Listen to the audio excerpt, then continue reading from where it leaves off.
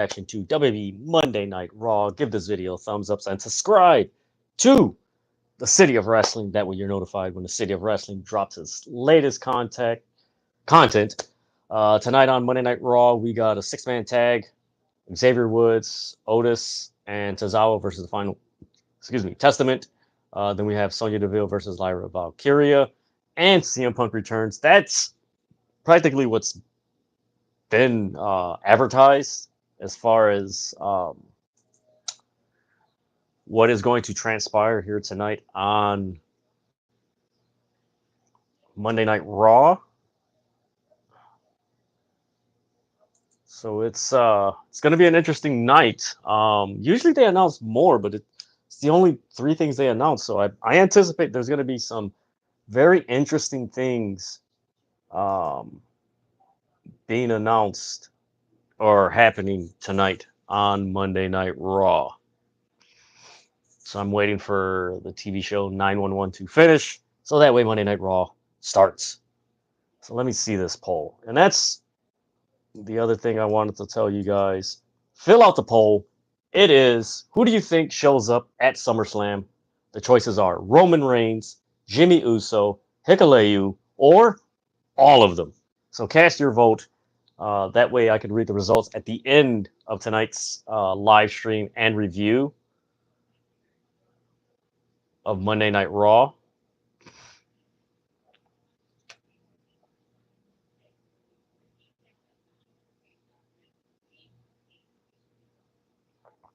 Here we go. Again, thank you guys for taking time out of your evening to watch this live reaction of Monday Night Raw. Here we go. Then, now, and forever. And forever. And forever. Doom, doom, doom. Yeah, I anticipate there's going to be a lot of build for SummerSlam, which is, I believe, 2 weeks away. So it's going to be an interesting time for WWE. There's a lot of stuff going on in wrestling right now. So they are in Green Bay, Wisconsin.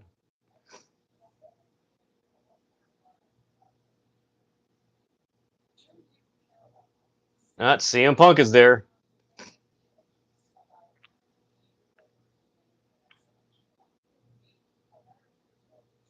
Okay, we got Dragunov and Bron Breakker.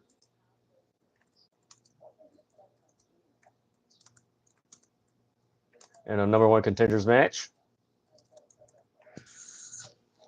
The Judgment Day. Okay, this is an interesting shot because you have the Judgment Day walking in, but then you have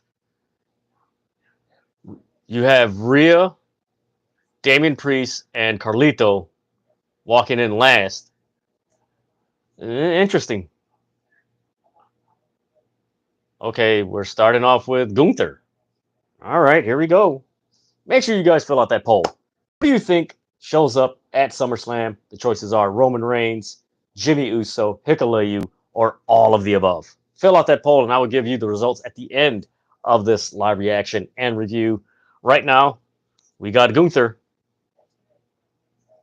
Gunther.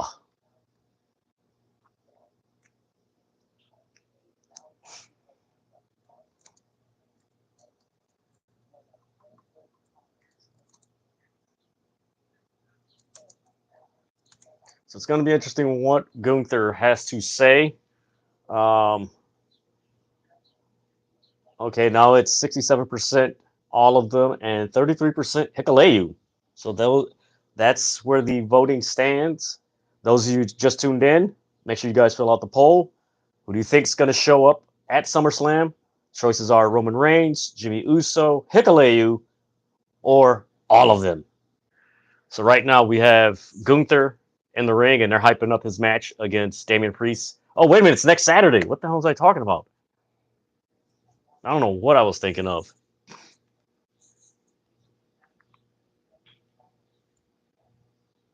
So yeah, we're going to see a lot of promos heating up for tonight. And what I mean by that, you're going to see a lot of, hopefully, a sense of urgency going on Zaring General Gunther. What's up, Eric? Thanks for tuning in, man. Always a pleasure. Okay, wait a minute. The next 2 weeks? Okay. The next 2 weeks of Monday Night Raw is going to be on Sci-Fi.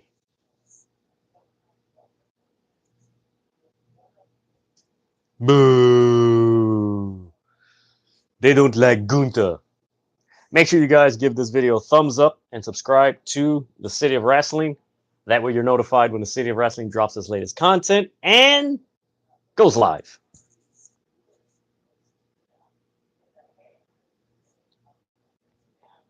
Oh, Lord.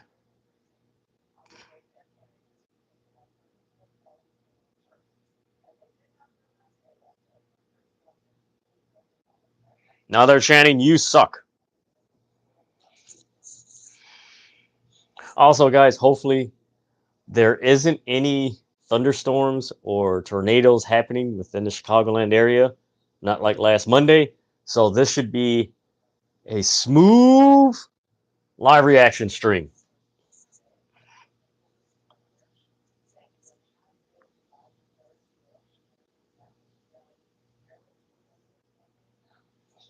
You called everybody, including Damian Priest, a bum.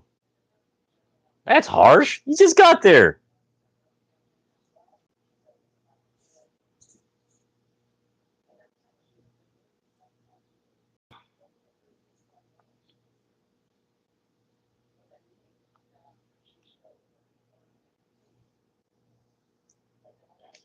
Man, you know what? In an alternate universe, Gunther would be the perfect champion for Ring of Honor.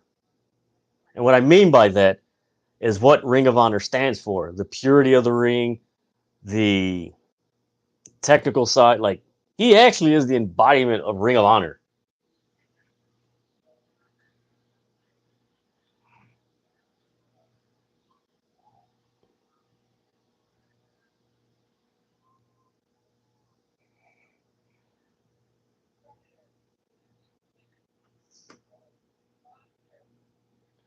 He called Damian Priest a pretender and a wannabe.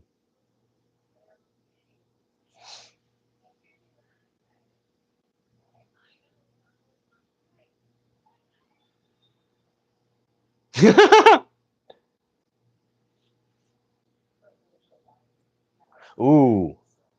So he's basically said in German, show me your friends and I'll show you who you are. That's a good one.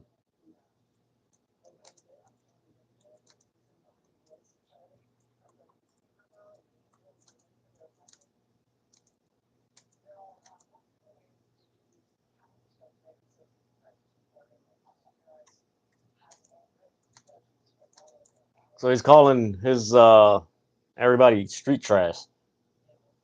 All right, this is an interesting development with this poll right now.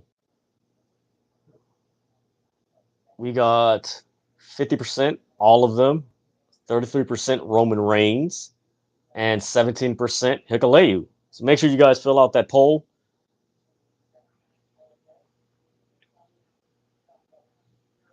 So he basically wants Damian Priest to walk down there and hand him his championship.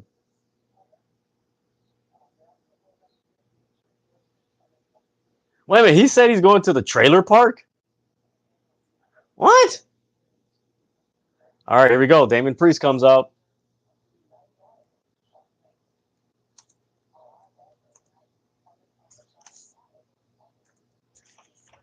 Oh, he's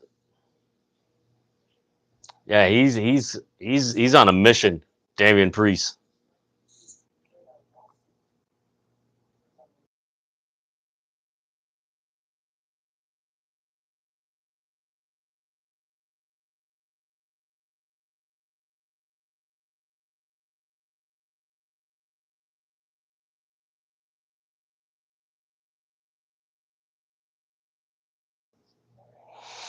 All right, they're brawling. There we go. There we go. Enough of the talking. Beat each other up. That's what us wrestling fans want to see. Damn, he just kicked him in the midsection. So you got everybody in the ring breaking them up, officials, referees. The crowd has let them fight. Damn!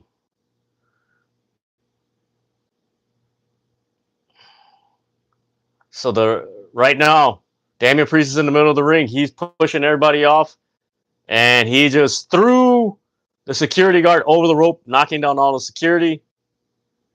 Gunther's heading to the back. Damn, Priest. All right, they're on the outside brawling. There we go. I like this.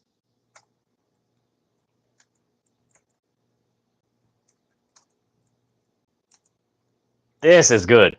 I like this. Damn, now Priest is... Please don't injure yourself. There we go. Damn. He just charged that Gunther right in front of the entrance where they come out and just bum rushed them, and they went to commercial. So right now we're at commercial now.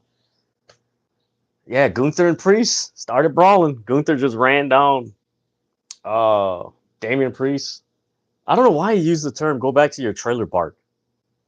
I don't get that. He's from New York. Like, huh? It doesn't make sense. But yeah, he ran him down and everything, and just didn't. Priest just came out there on a mission, just started beep beep beep. The man, thank you guys for tuning in. Man, submit your questions, man. What is on your mind about everything that's transpired in the world of professional wrestling since I went live on Saturday? So put your comments down. Please respect the community guidelines and respect those who are in this chat. If you post anything that's derogatory or just wild or just off topic, like not off topic like too much, but just out there, like I will remove you from the chat and everything, because we've had some really cool people enter the chat and just enjoy wrestling. And that's what this live stream is about, is enjoying wrestling and just sitting back talking about what's happening on screen and just enjoying everything.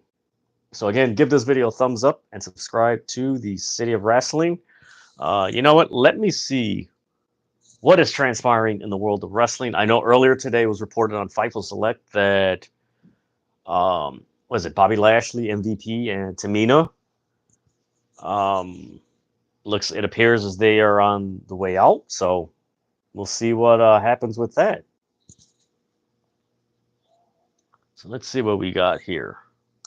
Yeah, and I know Wrestling Observer was mentioning that they only mentioned. I want to preface that they only Wrestling Observer Radio were the only ones that reported that MVP and Bobby Lashley are looking to reform the Hurt Business in AEW, which is cool. Give me Powerhouse Hobbs and Ricky Starks with Lashley, MVP, and Shelton Benjamin. I'm all good with that one. All right, let's see what we got. That's funny.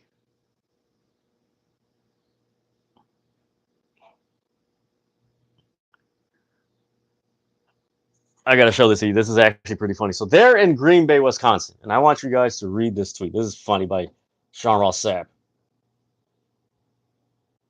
Aaron Rodgers back in Green Bay for Raw. If you know, you know. All right, looks like we're... All right, they're advertising Raw's going to be on Sci-Fi.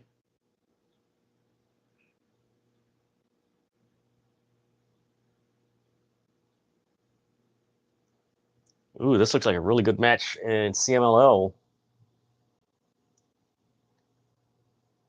tonight in Arena Puebla. All right, they're recapping what happened between Priest and Gunther. The Brawl.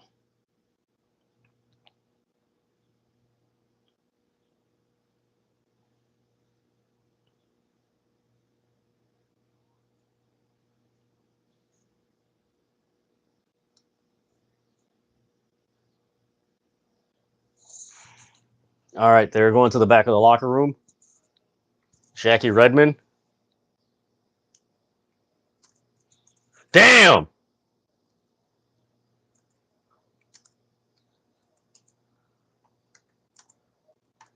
Damn, he just attacked Gunther. They went to the back where the loading area. Gunther's just walking around and everything, and Priest just came and attacked him. Ah, this is fun. This is fun.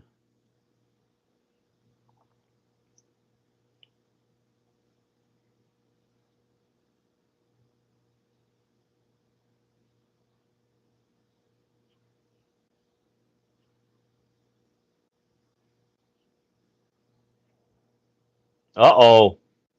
We're going to see right now Dragunov versus Braun Breaker. Number one contendership. Ooh, okay. All right, the latest numbers for the poll. Who do you think shows up at SummerSlam? At 50%, the choice is all of them. At 38%, it's Roman Reigns. At 12% is Hikuleo. And 0% for Jimmy Uso. Those are the choices, folks.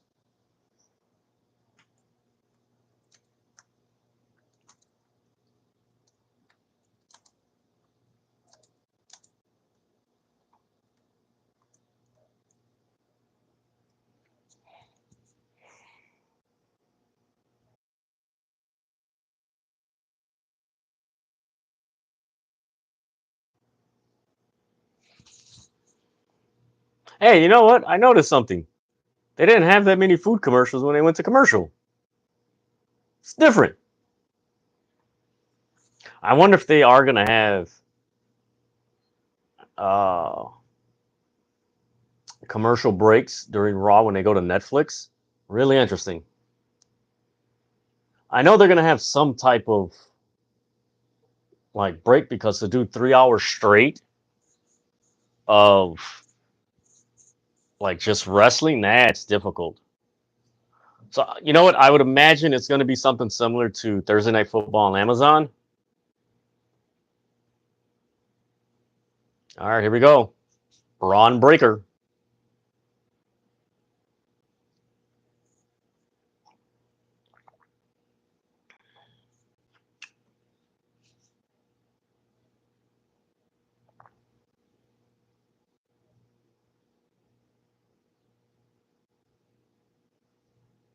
Hey, they got man. Those are some interesting ring posts. They're uh, they're like silver.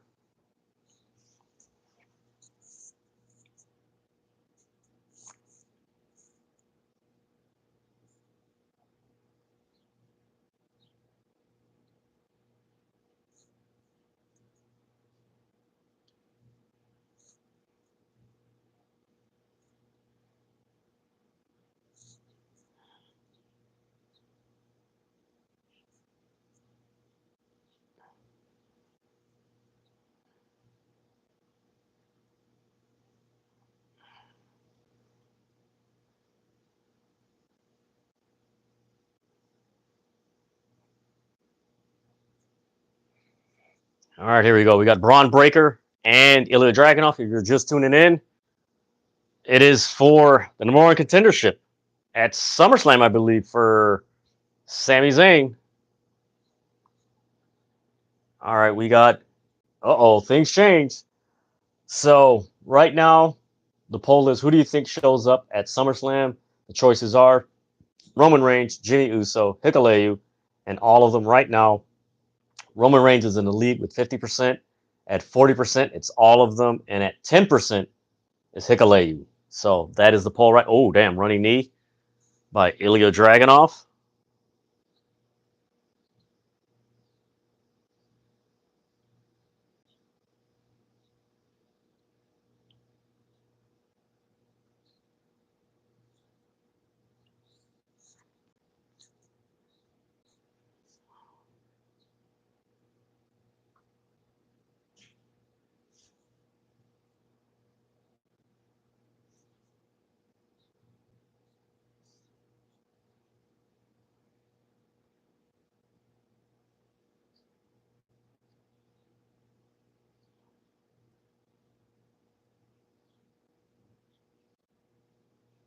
Ooh, so they're on the ring apron on the left side, right where the entrance is at.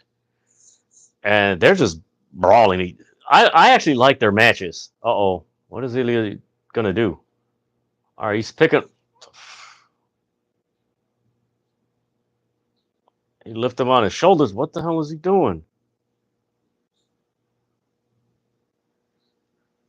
So they're on the bottom right turnbuckle. Dragunov's on this side, and Breaker's on this side.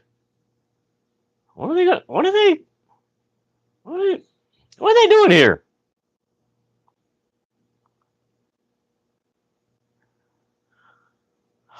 Honestly, this should be a match at SummerSlam for the Intercontinental title. I don't think Sami should be in this. Honestly, they should do a trade. They should trade Kevin Owens. Actually, no, I'd keep Kevin Owens over there. Actually, trade LA Knight to Raw and trade Seth.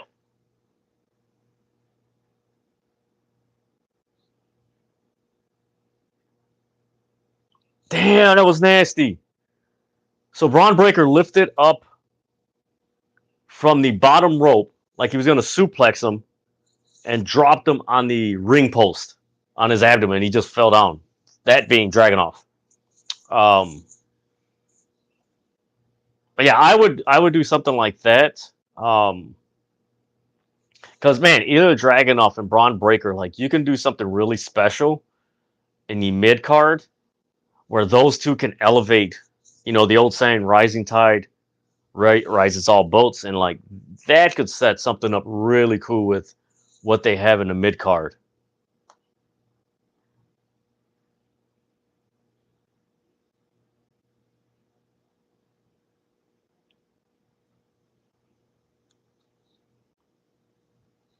Let's see what's happening in the world of professional wrestling.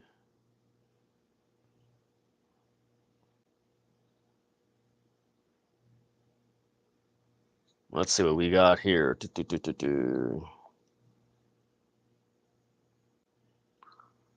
All right, so I'm going to show you a quick picture. That's where he hit him at. He had him right there. He had him in a suplex position right here, lifted him up, and then boom, right there, and he just fell off. So that's what happened. And man, he hit that. I'm not surprised he lifted him up and dropped him there, but like how Ilja Dragunov just dropped to the floor, like damn. Like I'm starting to think like was the suplex on the ring post, you know, hurt more or the fall from the suplex?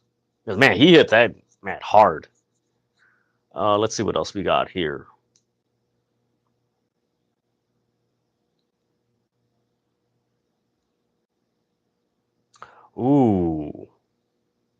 Ooh, that's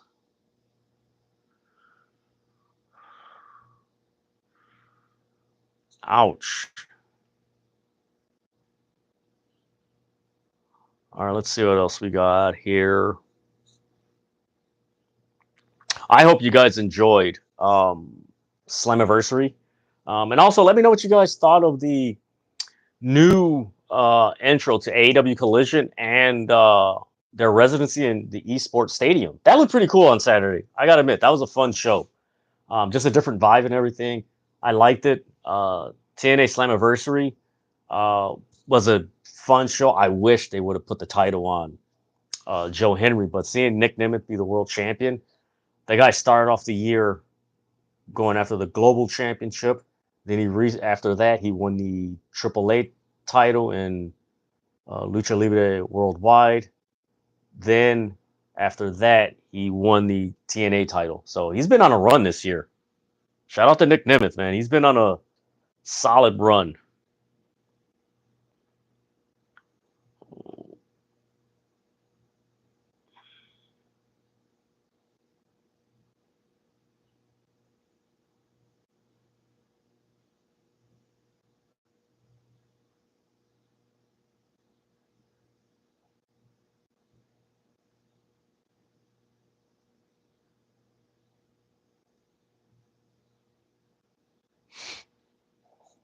All right, we're back from commercial.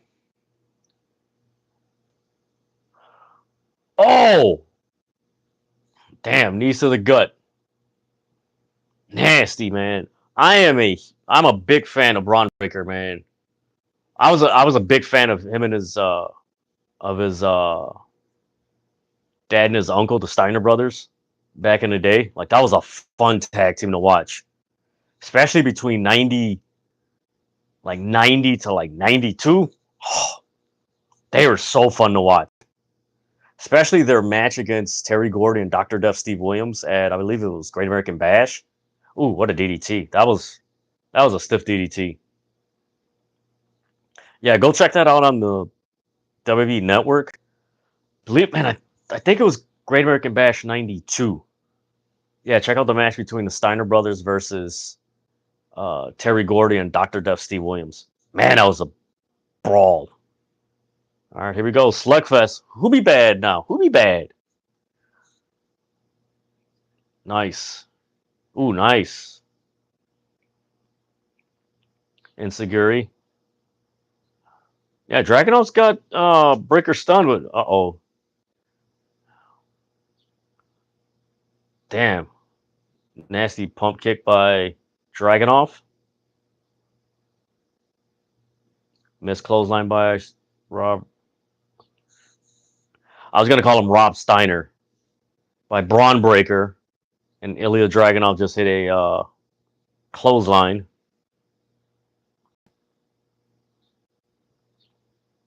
All right, they're in the upper left turnbuckle. All right, now Dragunov throws him into the upper right turnbuckle. Now he's chopping him. Yeah, these matches are very physical, man. Ooh, running knee. Ooh, running kick.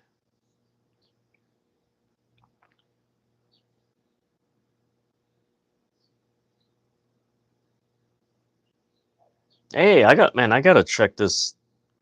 Oh, okay. AEW Music released Who We Are, Celebration of Excellence, Volume 2. The album features 24 artists and producers with songs honoring black wrestling stars, including AEW World Champion Swerve Strickland. The album is out now on all streaming platforms. Damn. There you go.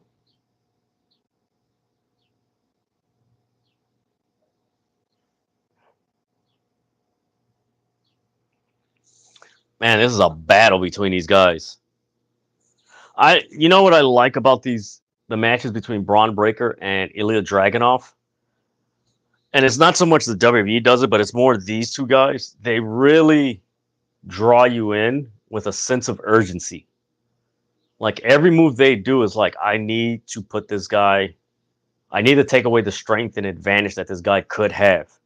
And they just try to, take away that power and that strength that the other wrestler has. Ooh, damn, he just smacked him in the face. Dragunov's in the upper right turnbuckle. Is he going to do it? Frankensteiner. Ah, kick out. Man, thank you guys for tuning in to this live reaction for WWE Monday Night Raw. Give this video a thumbs up and subscribe to the City of Wrestling. All right, what's Braun Breaker going to do? He's in the upper left turnbuckle.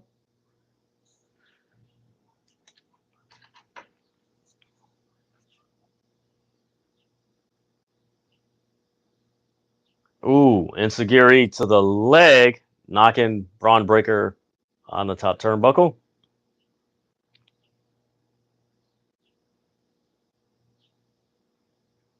All right, what's Dragunov going to do in the upper left turnbuckle? Uh-oh. The superplex? Uh-oh. Damn. Nasty superplex. H-bomb. Ah, boom. Damn, he didn't cover him. And now Braun Breaker's rolling out in the ring. That's a mistake.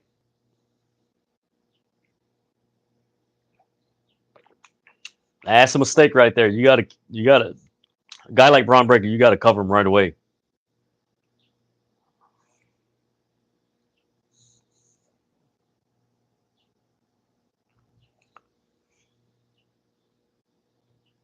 All right, he's lifting him on his shoulders on the apron.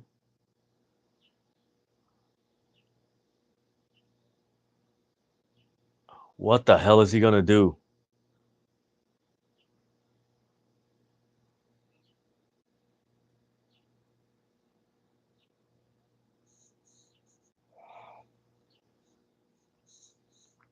Damn, he just did a... You could say a variation of the Death Valley driver, but he just tossed him on the apron. That was nasty. So you got This Is Awesome chance.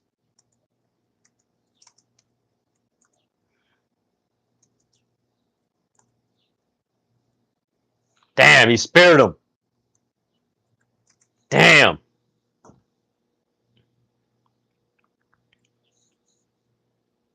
He speared him in midair. Damn.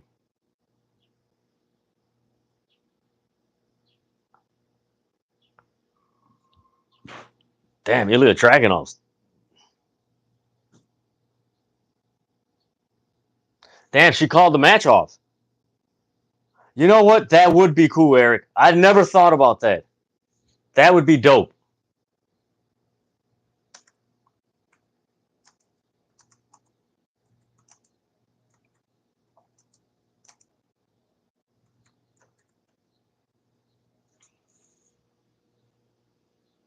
Bron wins by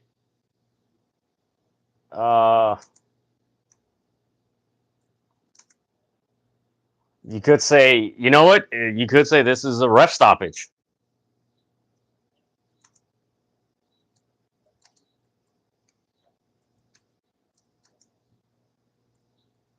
Damn. But yeah, Eric, man, that would be... I never thought about that. That would be pretty cool because she has her dad's charisma. All right, there's only 2 doctors. Man, that driver on the freaking apron, man, that was... Eesh. Wouldn't take that one. All right, they're showing the replay. Hey, wait. He didn't hit the damn apron? So, yeah, there's only 2 doctors. Wait a minute. I know one of the doctors is... Oh, my God. What's her name? There is an inside joke that most of the security and doctors...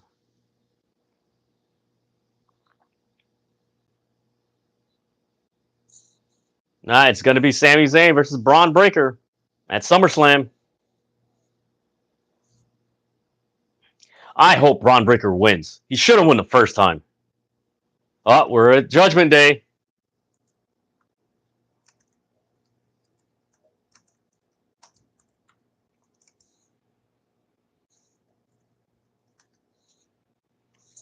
Okay, she's mentioning the tag titles.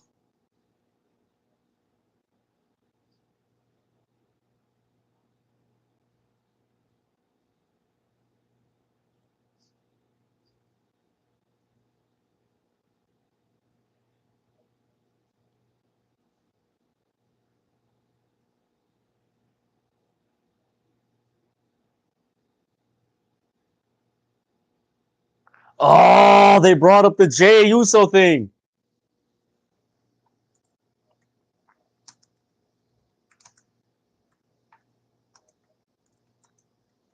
Ooh, she's been looking at Dom's socials too with Liv Morgan.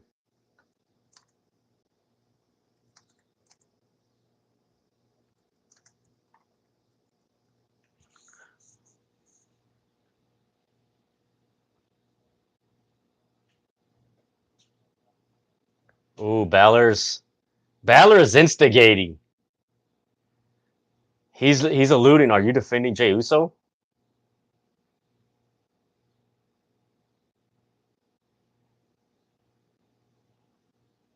Ooh, he's alluding to it. Drew McIntyre's there.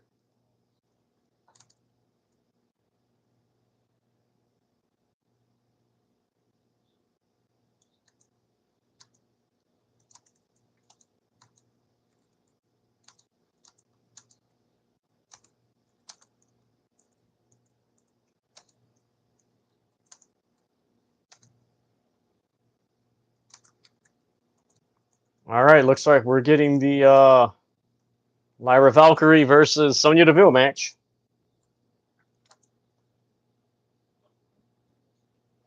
Yeah, I think that's what is happening, man. That's what's happening. I'm not mommy's number one. That's funny.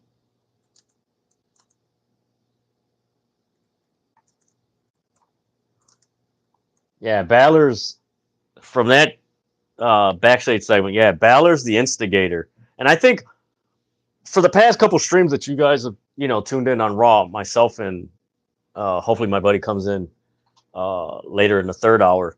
Like you've been seeing Balor being the sneak, man, like the instigator. He took the card.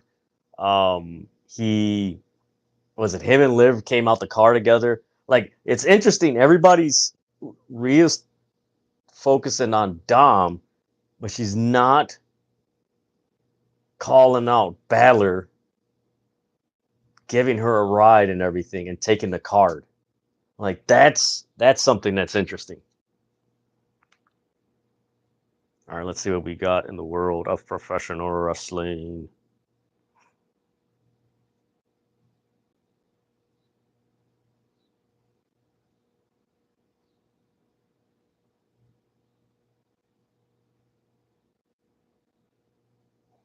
Let's see. The best part of this whole storyline is everyone in it except for Liv are married because isn't yes.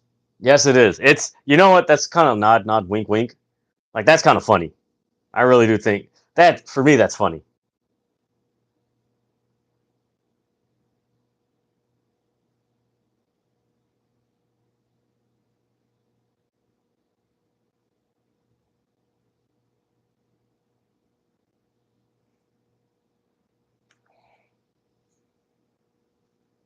All right, we're at the commercial. Man, I haven't seen one food commercial.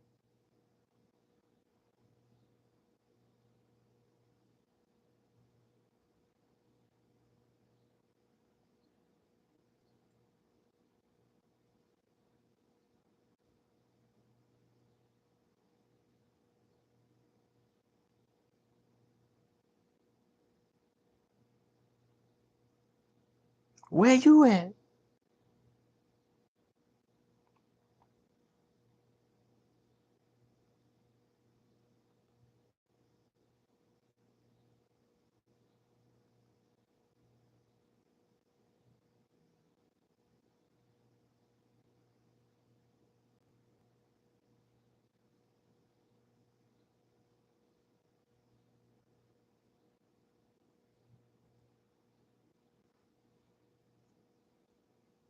Let's see what we got here. The best part. Oh man, we got 13 votes so far. So here's the latest on this poll of who do you think shows up at SummerSlam.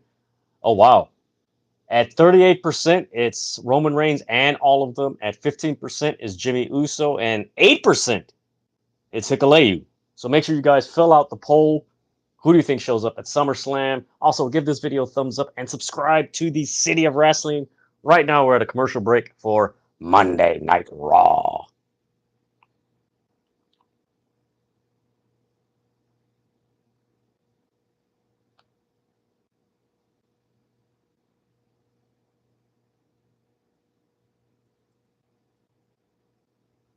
So this is the latest that happened with Rhea Ripley and Judgment Day. Let me talk to ya. Ring ding dong, ring a ding ding ding dong. What do you want to talk about? I want to talk about making my money.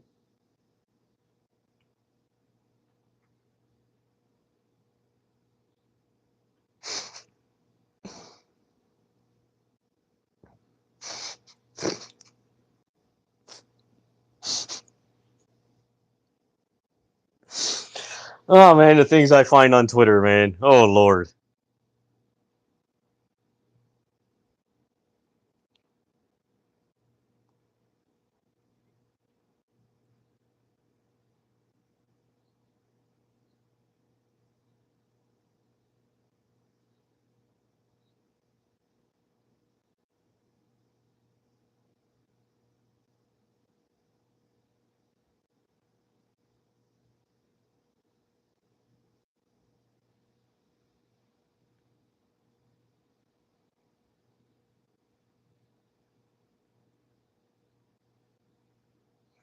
Uh-oh, here we go. Birthday for Tozawa. Ah, they're eating the cake.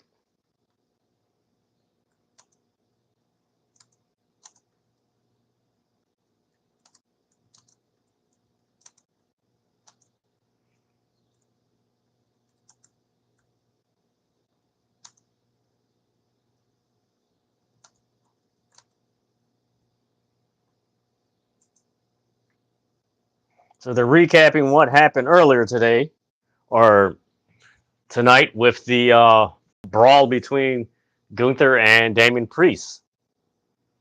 That's the damn. They recapped this twice already in the first 40 minutes of the show.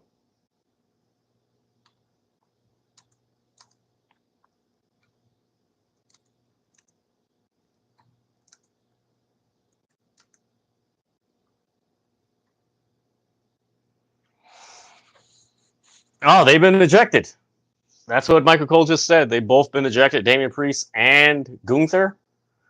Now that's interesting because where's so Rhea's all alone with the rest of Judgment Day.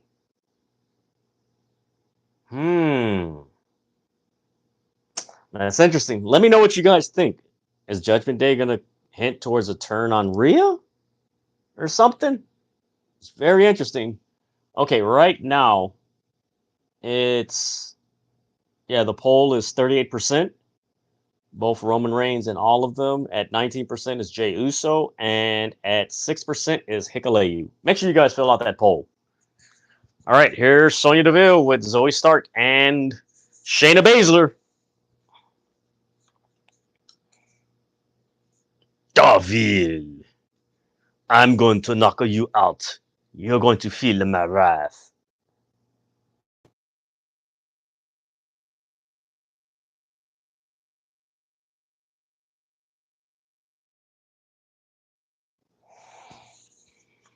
All right, so they're recapping last Monday how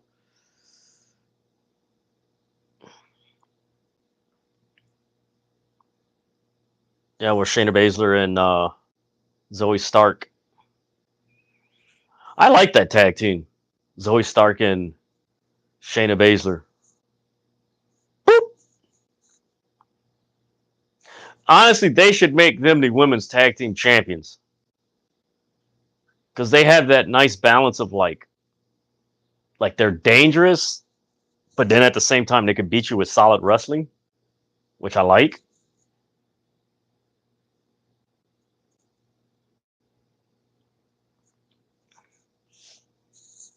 All right, here we go.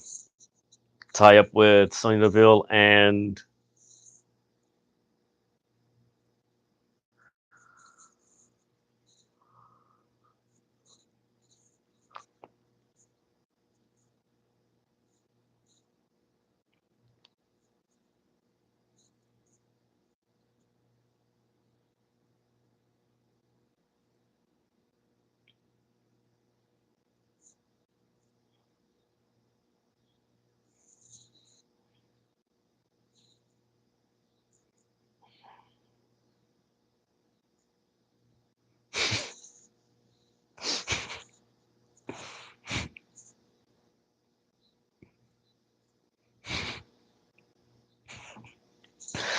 oh my god, the damn memes I find.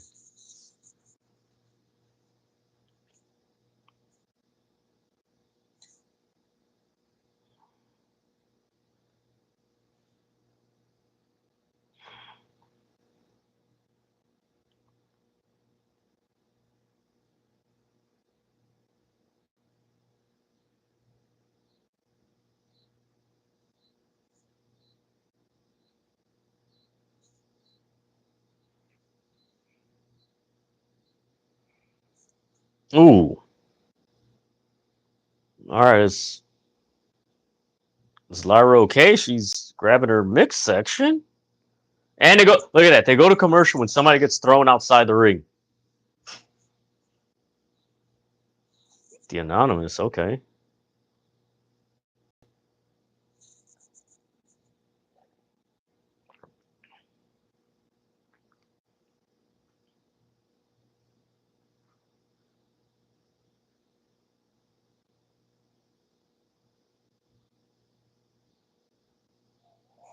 Another reality show. Give this video a thumbs up if you're exhausted and tired of reality shows. Because, man, that's getting ridiculous. Corona. Do you want a Corona? Now we got Pizza Hut.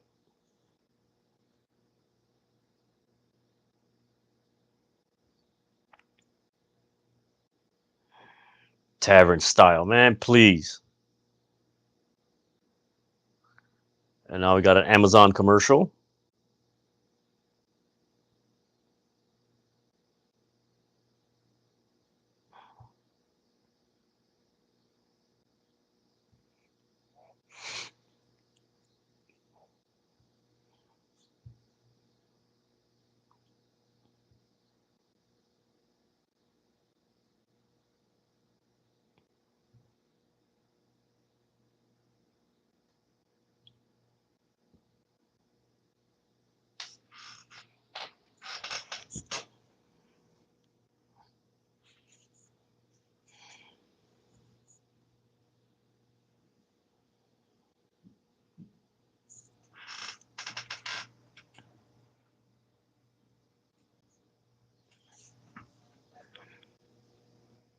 Ding, ding, ding, ding, ding, ding, ding.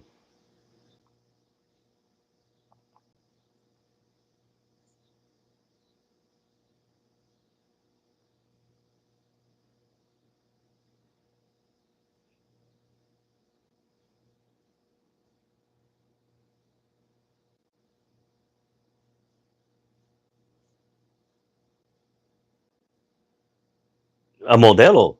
Man, they show Modelo, Mike's Hard Lemonade. Man, they really want people liquored up watching Raw. I just noticed that. All right, let's see what we got here. Yeah, it's still at nothing's changed with the poll. Make sure you guys fill out the poll. Who do you think shows up at SummerSlam? Roman Reigns, Jimmy Uso, Hikuleu, or all of them? Make sure you guys fill out that poll and give this video a thumbs up.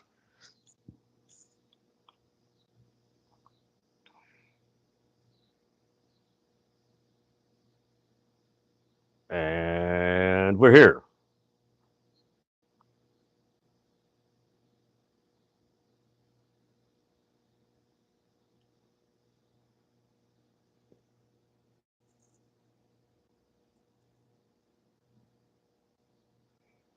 All right, we're back, and they're in the upper left corner. Looks like Lyra Valkyria trying to get the upper hand on Sonya Deville. All right, what is she? All right, she's giving her forearms and clubs. Okay, looks like she's trying to do a suplex. Ooh, nasty. Nasty suplex. That looked pretty awkward.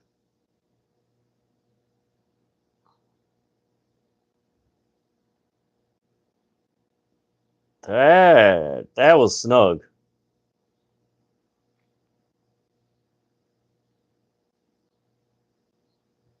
All right, they're exchanging forearms. Damn, that was a stiff forearm by Sonya Deville. Nice kick. Nice knee. Nice kick to the abdomen.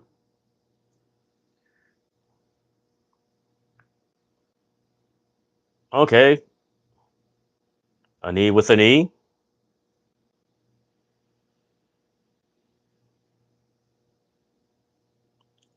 Man, there's been a lot of kicks and knees. That's been the reversal for both of them. All right, what she's got here? Okay, fisherman. Ooh. One. Kick out.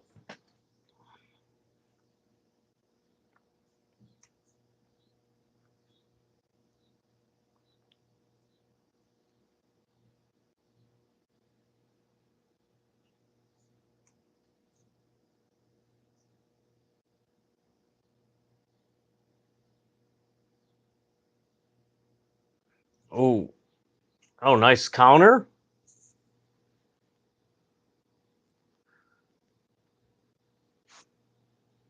Gut wrench into powerbomb.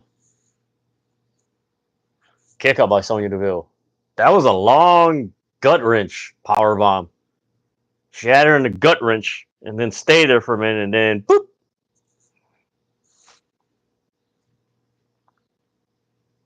All right, let's see what we got here. All right, we got Shayna Baszler's distracting her. Oh, Zoe Stark just shoved Lyra off, and Kaden and Kachana are brawling with. Oh, damn. Damn, Chance landed hard. Okay, Valkyria attacks him. Sonya Deville. Deville's advocate. Sonya Deville wins.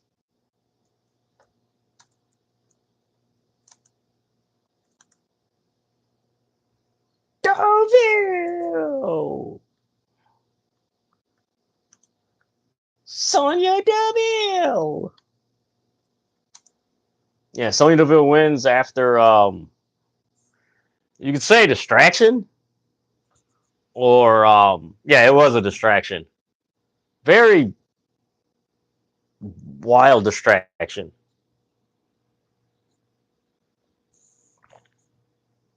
I like this trio: Sonya Deville, Shayna Baszler, and Zoe Stark. I like it. The Wyatt Six.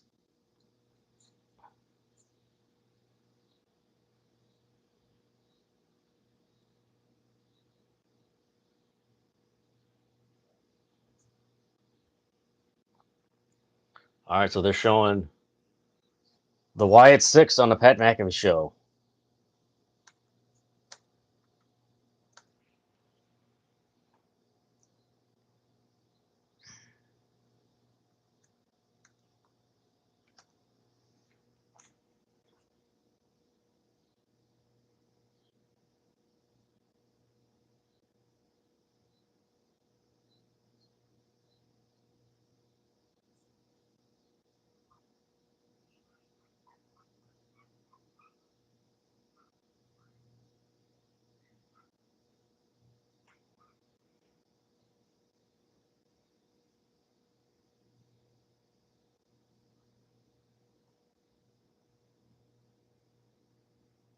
Yeah, this is all Nikki Cross.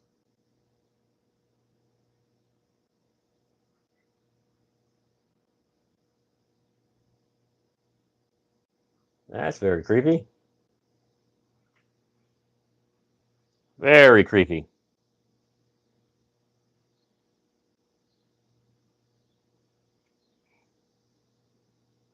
CM Punk's coming up in Green Bay, Wisconsin.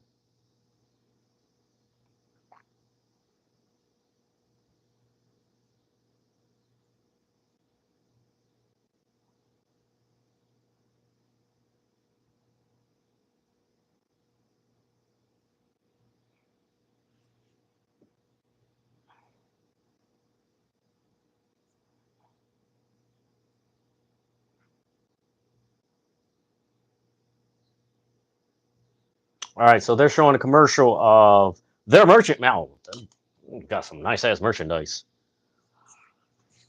So yeah, guys, thank you guys for tuning in tonight's live reaction of Monday Night Raw. Taking time out of your evening to watch this live reaction. Thank you guys. Give this video a thumbs up and continue to fill out this poll right now as it stands. Roman Reigns is at 38%. All of them is at 38%. Jimmy Uso is at 19%, and Hikuleo is at 6%. Those are the choices for tonight's poll. Who do you think shows up at SummerSlam? Those are the choices. So yeah, right now it's just Roman Reigns. My personal opinion, I would say, I gotta say Roman Reigns shows up. Actually, I would say Roman Reigns and Jimmy Uso show up. I think that's the possibility. And it could be with Hikuleo or something like that. I don't know. It's going to be, I think it could be interesting.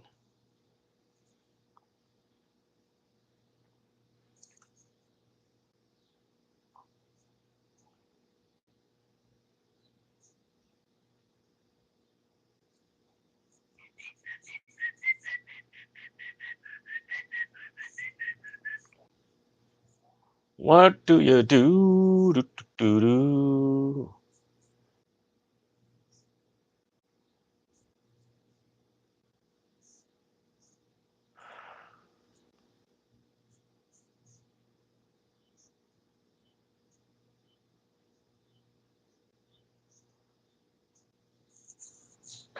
Ugh.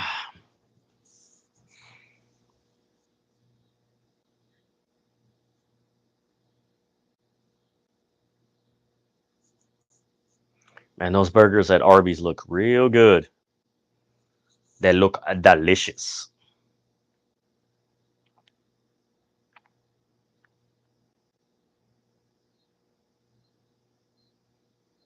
All right, they're showing vignette of Alien Romulus. This Alien movie looks pretty cool.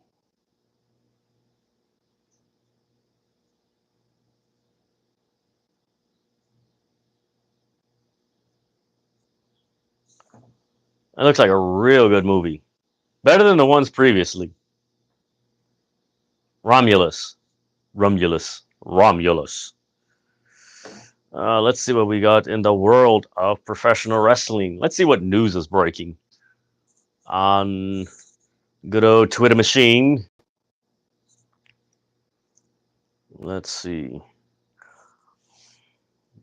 Yeah, the Wyatts had a very creepy video with Nikki Cross.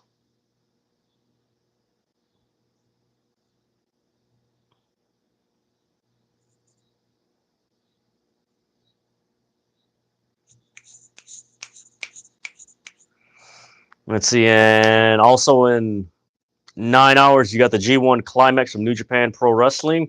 And let me show you this. This is what who's going to be participating in the New Japan Climax tonight or later tonight.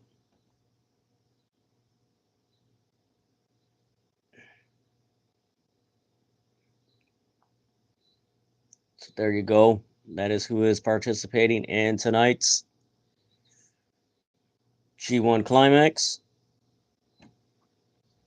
Should be interesting. I've yet to see it yet.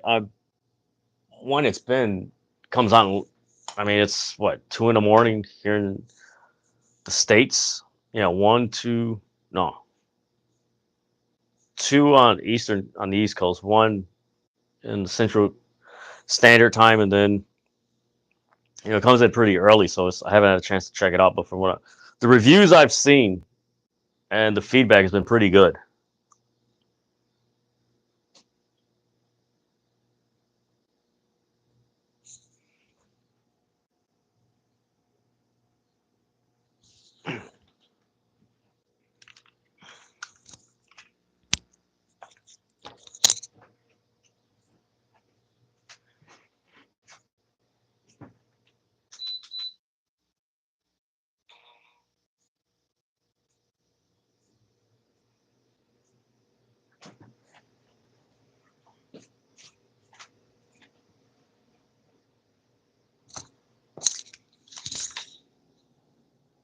All right, here we go.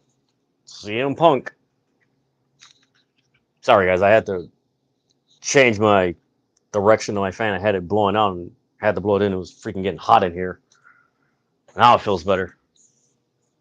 Here is CM Punk.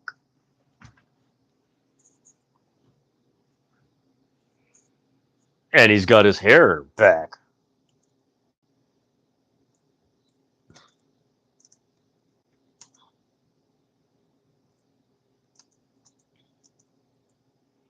All right, CM Punk is heading to the ring.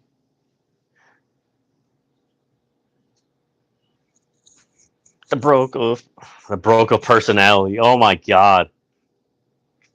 The broke of personality.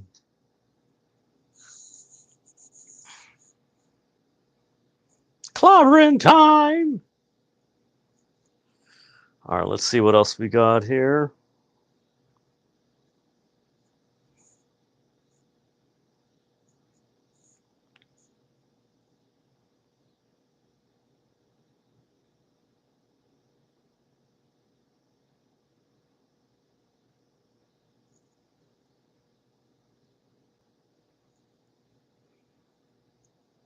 All right, Jelly Roll's performing at SummerSlam.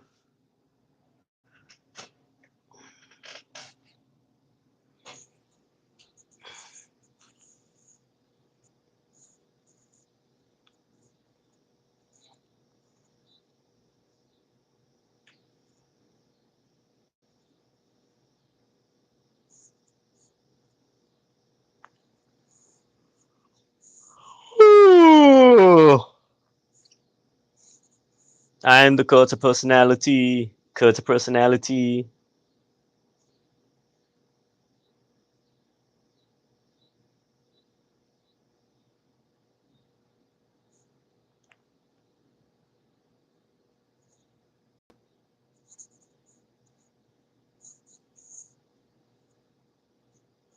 And the chants begin.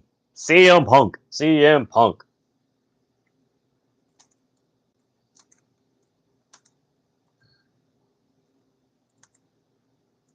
Let's see what he's going to say.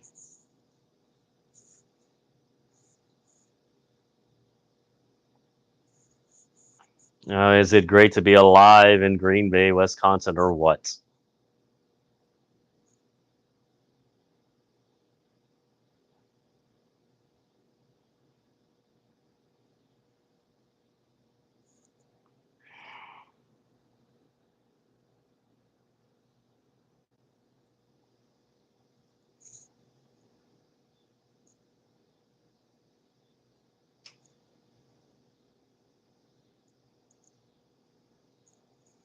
All right, and his shoes are pink and stains them with the blood of the Irish psychopath. All right, so he's cleared.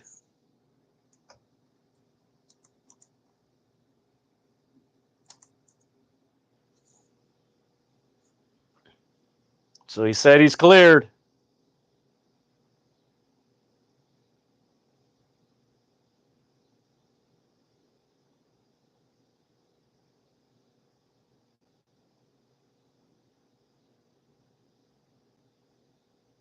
Damn, he's taping up his fist. He called out Drew McIntyre.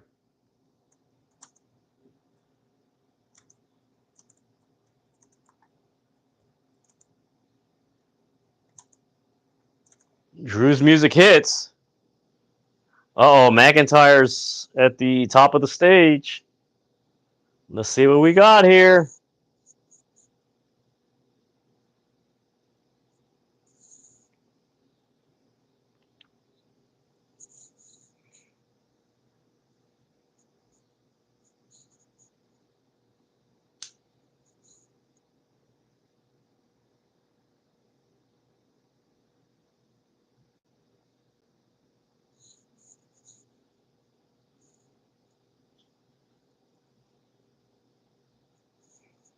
There's nothing that's going to tear me from tearing you apart.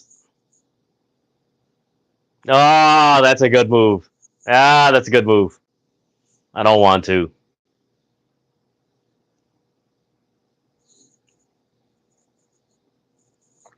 Punk's heading to McIntyre. Security stops Punk while Drew holds him back.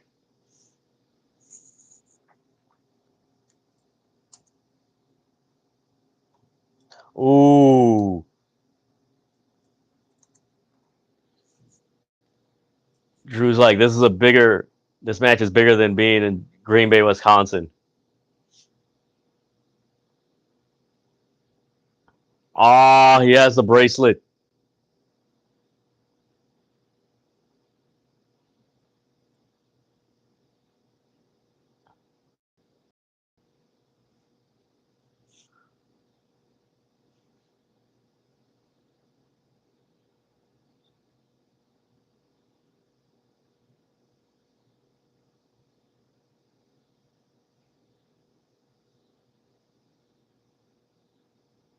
Okay. Adam Pearce is saying there's a reason we're not fighting tonight.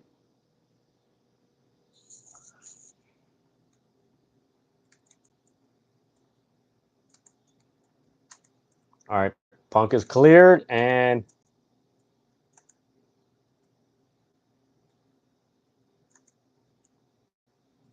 that's official. Pearce announces it's Punk versus Drew at SummerSlam.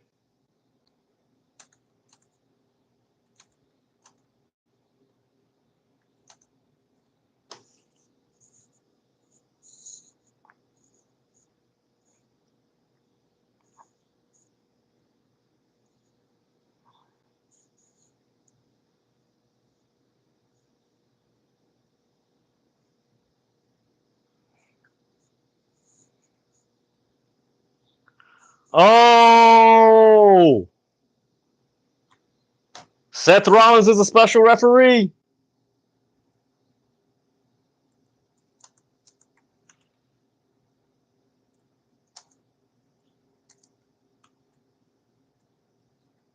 You know what? They're I don't want to say it, but they're kind of repeating the Brett, Shawn, and Taker angle from 1997 with this, where Shawn Michaels was a special referee.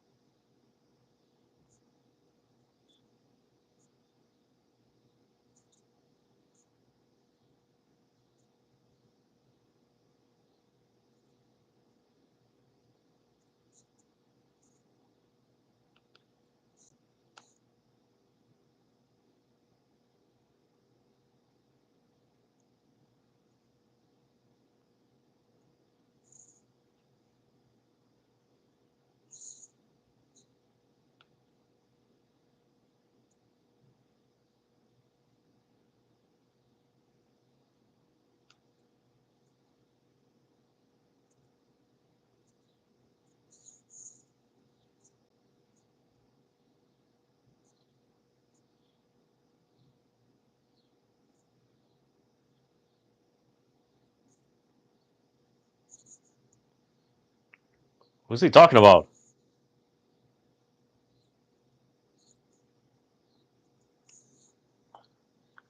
Okay.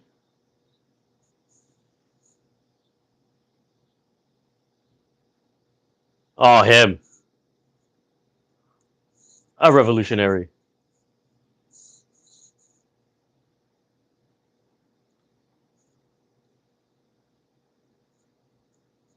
Guest referee.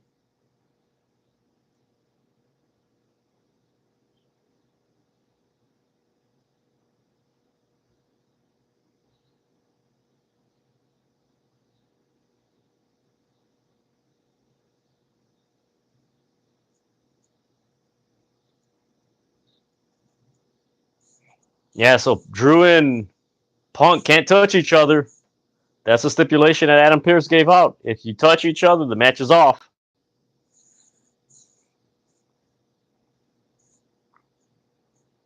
Uh-oh, here we go. Judgment Day in the back.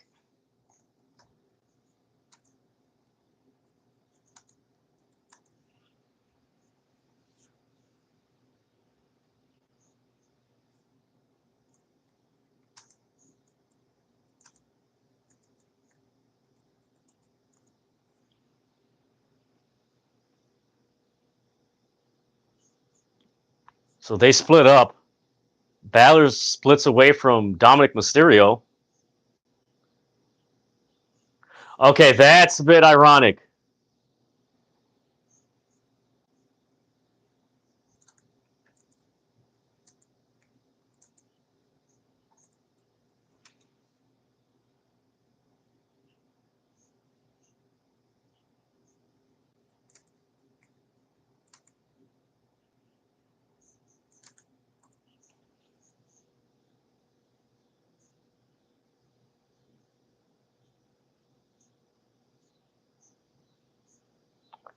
Balor's on some sneaky stuff.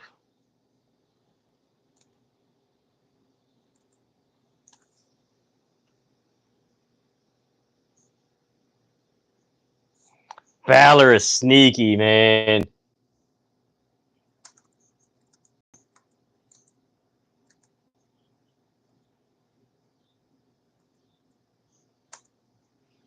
All right, we got Xavier Woods,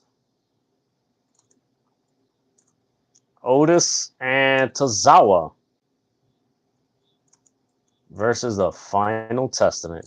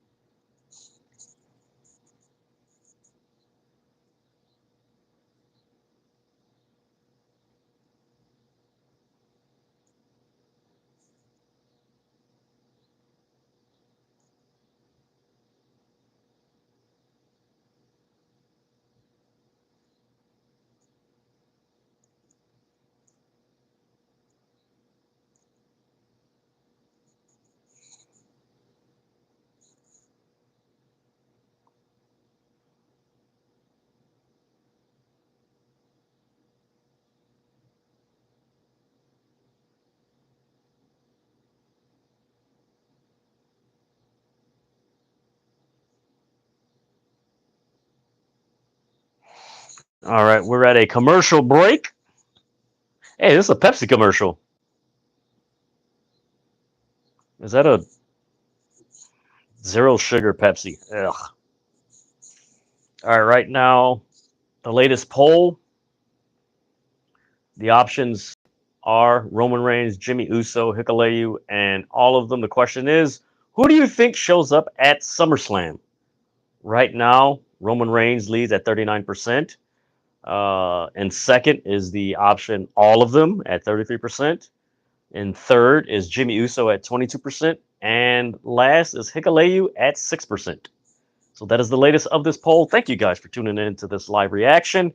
Make sure you guys give this video a thumbs up and subscribe to the City of Rasslin. That way you guys are notified when the City of Rasslin drops its latest content and goes live. Yeah, oh yeah.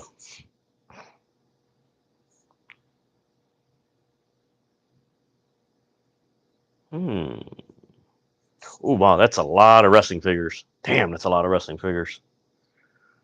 Look at this collection, guys. That is a collection, man. That is beautiful. That is a nice collection. It's a lot of figures.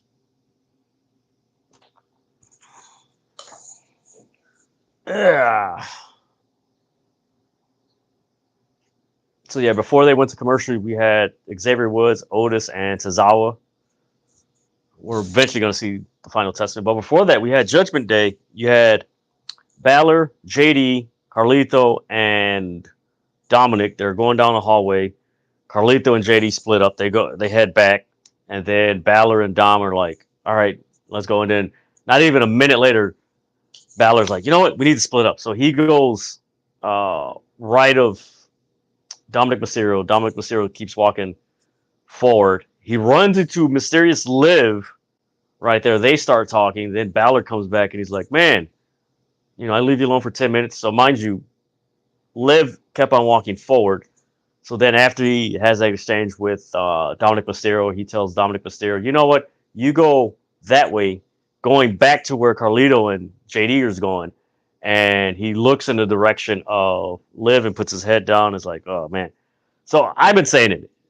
Finn Balor and Liv Morgan are in cahoots. I strongly believe that.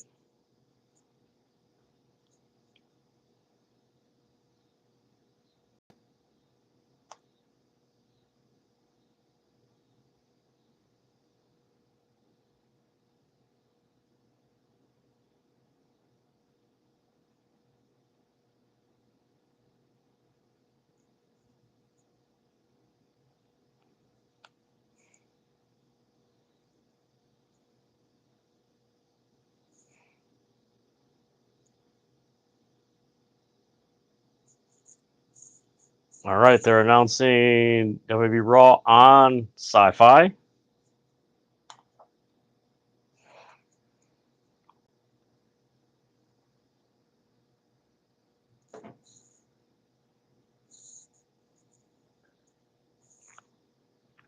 They're hyping up the Call of Duty game.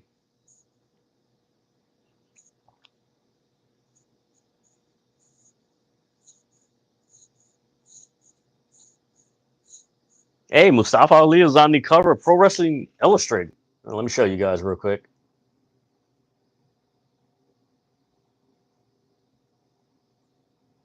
All right, Kathy Kelly's with Sami Zayn.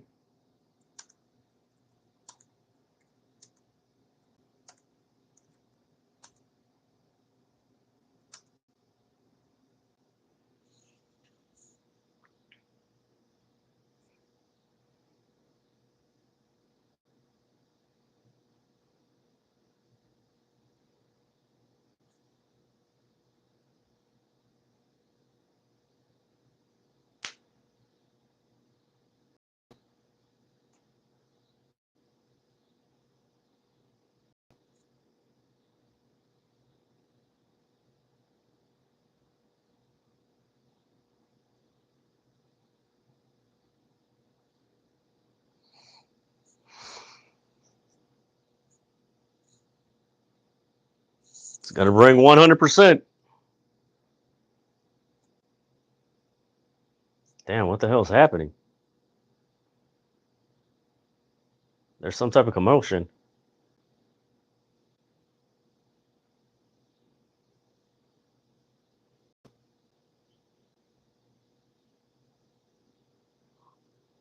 Oh, damn. Judgment Day was attacking Jey Uso.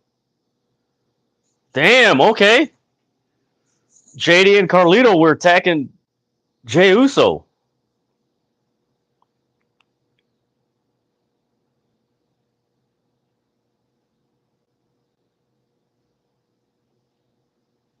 Oh, man, that's nice.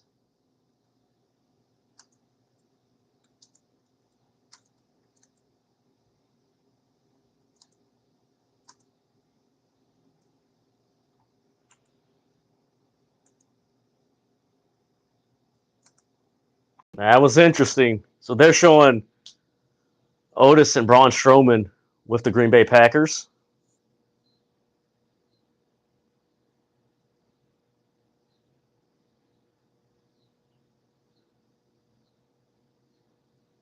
And here comes the final testament.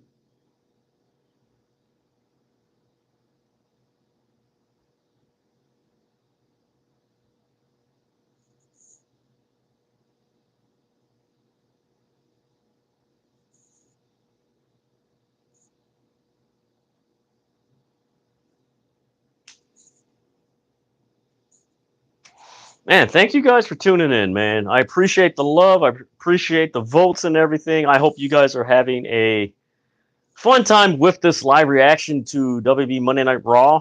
Like I said, man, give this video a thumbs up and subscribe to the City of Wrestling. We got the Final Testament versus Tozawa, Otis, and Xavier Woods.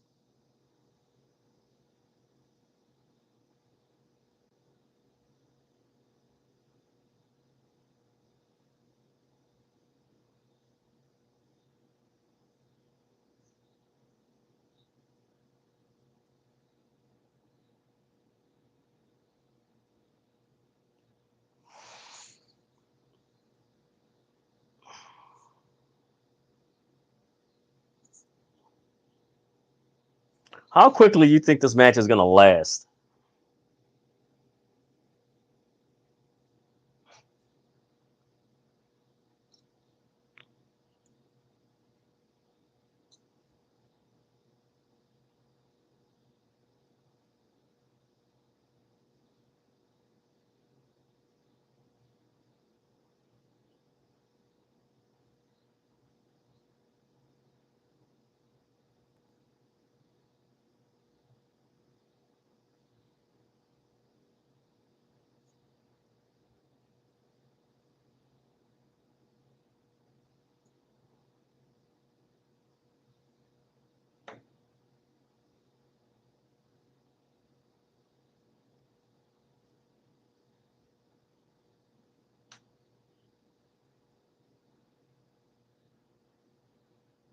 Yeah.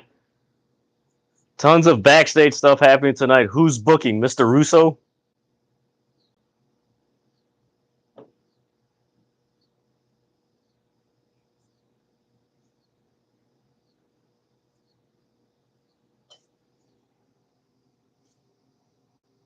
There you go, guys. It's official. Punk McIntyre for SummerSlam.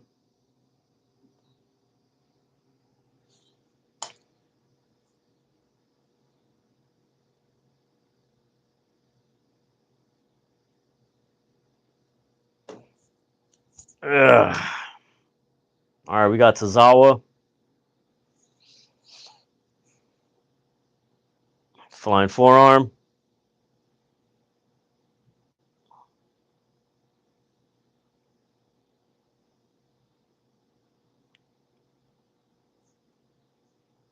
Akam. Man, Tozawa's on fire. Suicide dive. Are they going to go to commercial break? Oh, he's tearing his shirt. And they go to commercial. Knew it.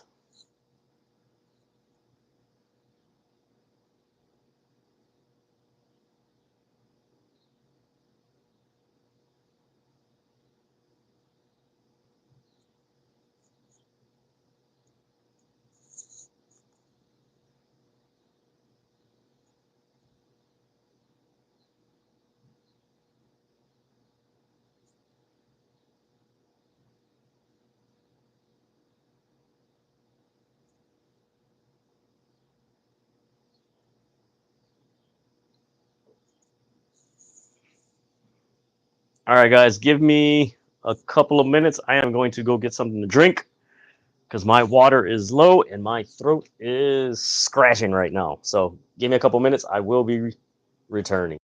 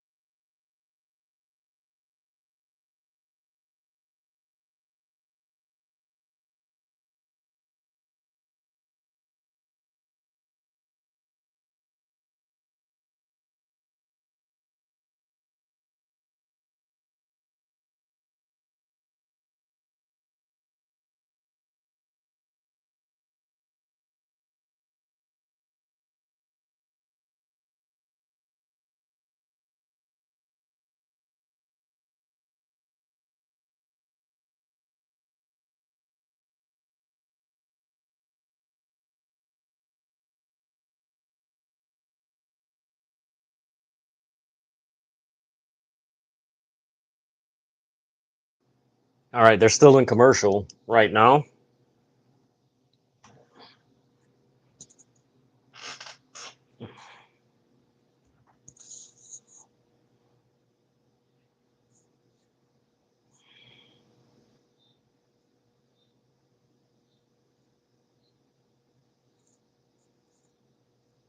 All right, let's see what is happening in the world of pro wrestling.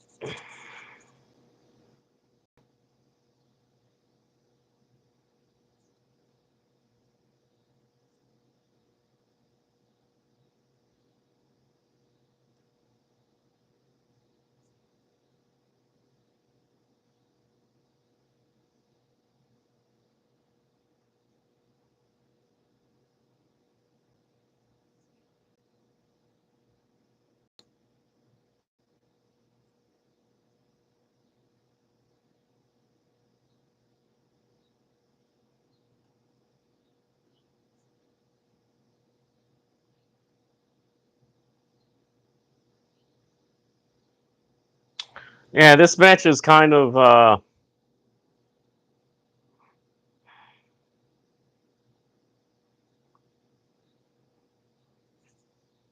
damn. What an F5. Ah.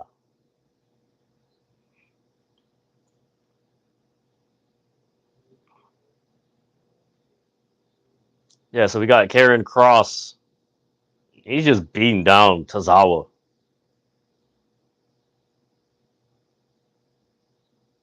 So they're chanting, "We want Otis."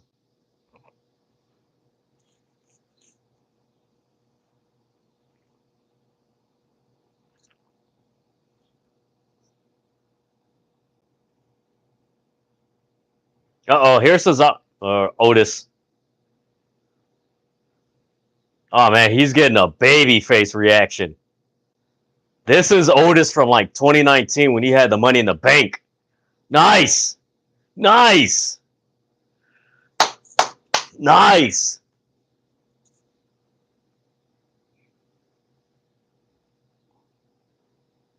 I like this.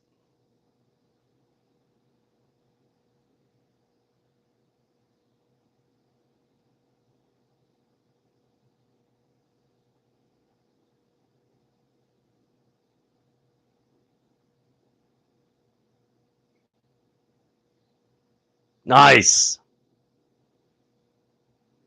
I love it. I like it, man.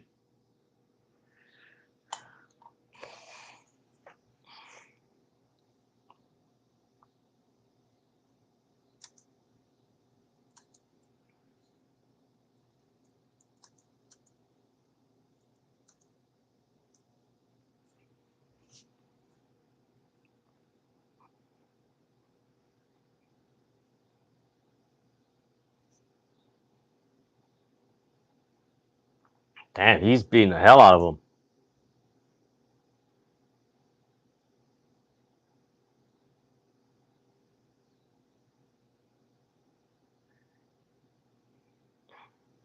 One, two.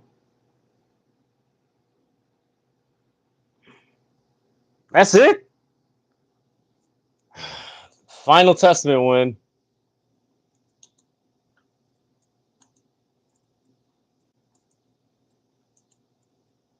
That was... It is what it is.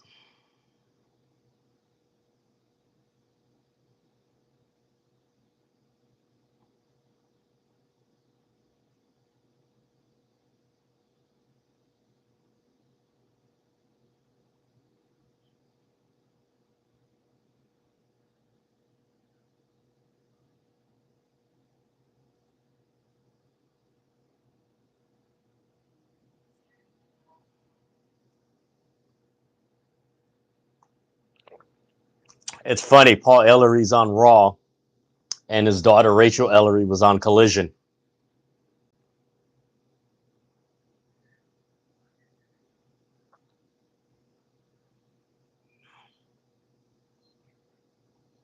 Oh, here's Chad Gable.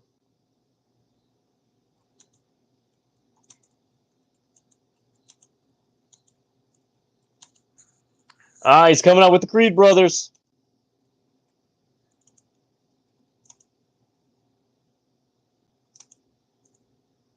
All right, what's he got? Where's Ivy Nile? Why did they go to commercial? All right, we got a Ted DiBiase biography and Paul Heyman biography.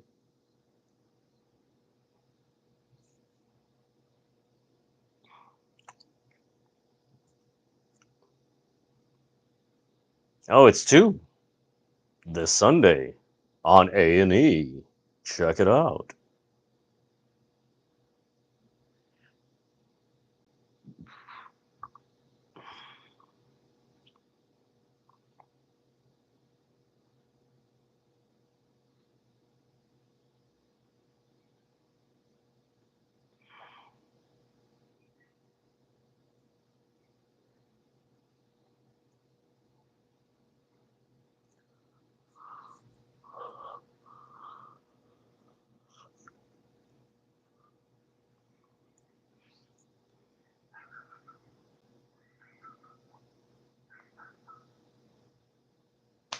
Another Modelo commercial.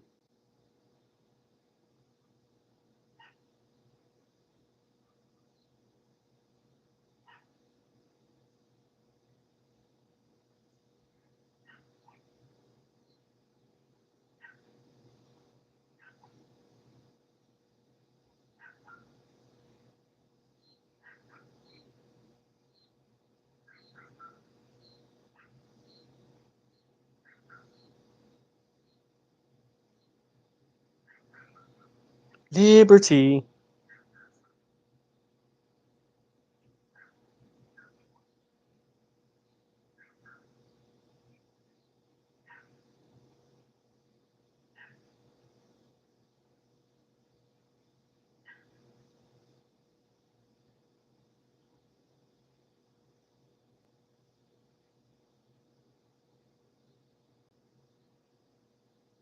Ooh, man, that Sunday looked good.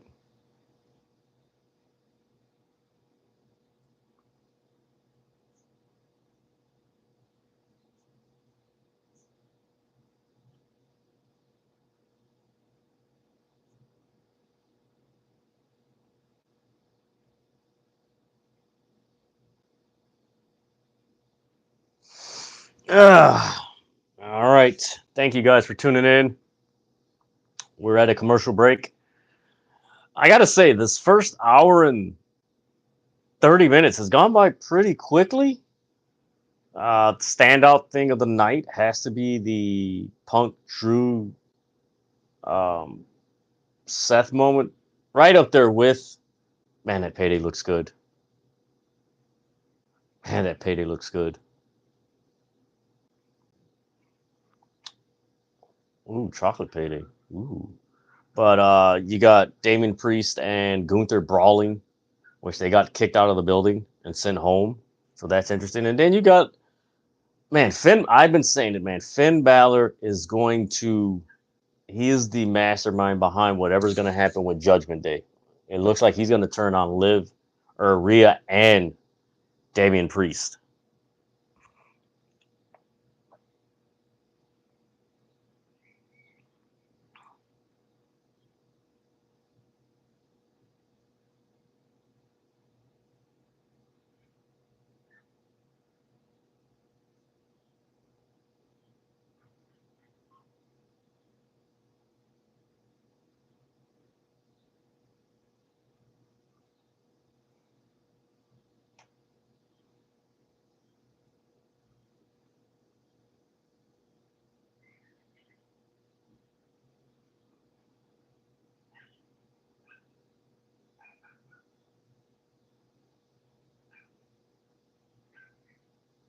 Yeah, you suck. You suck. You suck. You suck. My old crew.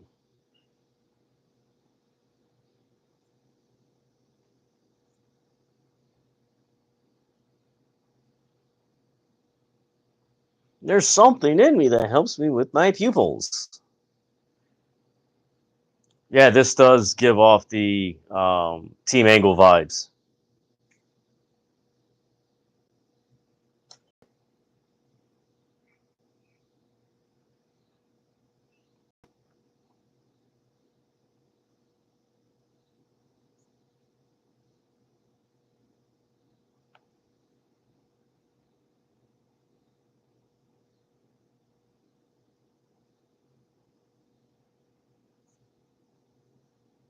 Ooh.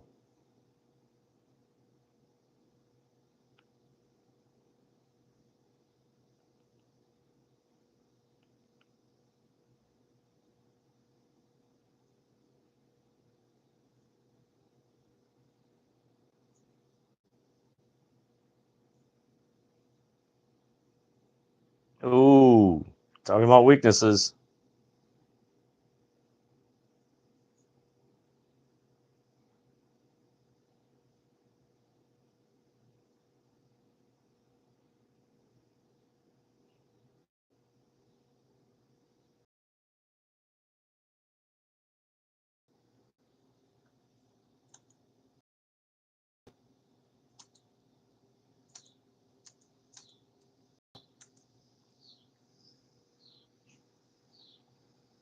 No, they're after you, Chad.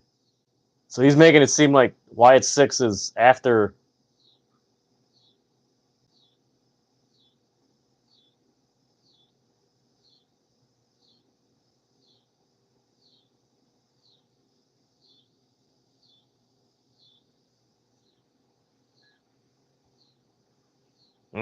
Otis is confronting him.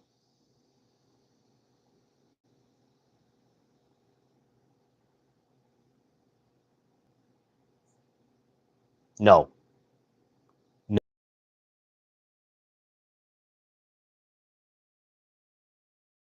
Chad Gable wants Maxxine to join him.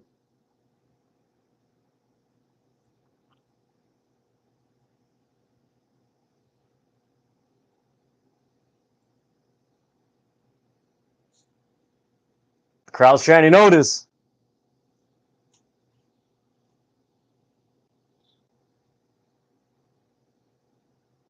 Oh, damn. The Creed brothers just attacked Tozawa and Otis. Where's the Wyatt 6? Where's the Wyatt 6?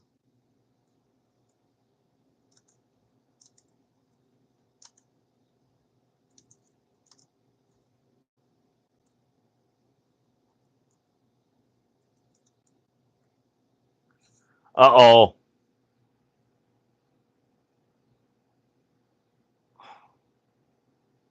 Damn. Oh, damn. Otis was going to... Come on. Where's the Wyatt 6 at? Where's the Wyatt 6?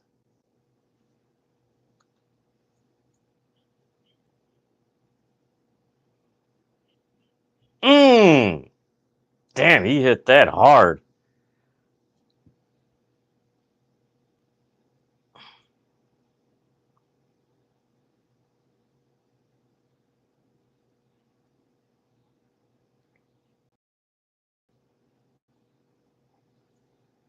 Damn, they just threw him into the LED on the ring. Uh-oh. They got chairs. Where the hell is the Wyatt 6? Yes! Yes!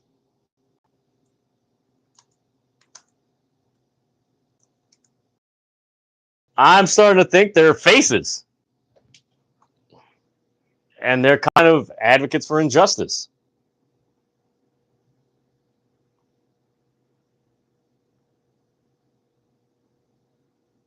Why the hell did they... Oh, Lord.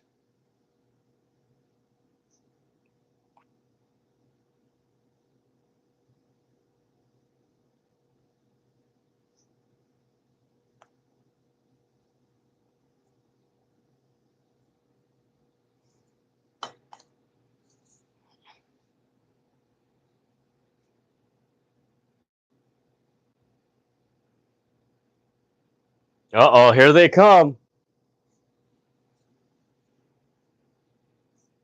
They look like a demented version of Zoobly Zoo.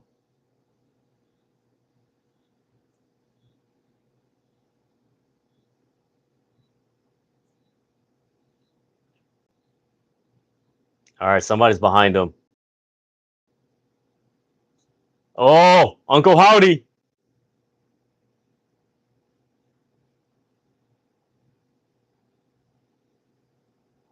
Oh, he did Bray's move. Nice.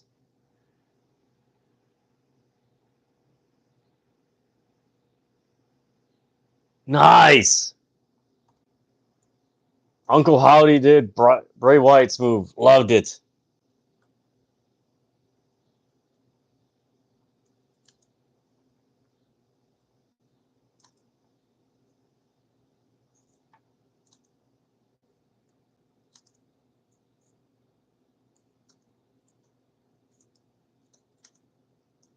And they go to commercial. So again, thank you guys for tuning in. This has been a fun night. You know what? I will say this has been, if I had to rate, I would say Raw has been better than SmackDown in the last, I want to say in the last month. Raw has been better than SmackDown. Let me know what you guys think. Comment below, which show do you think is better, Raw or SmackDown in the last month?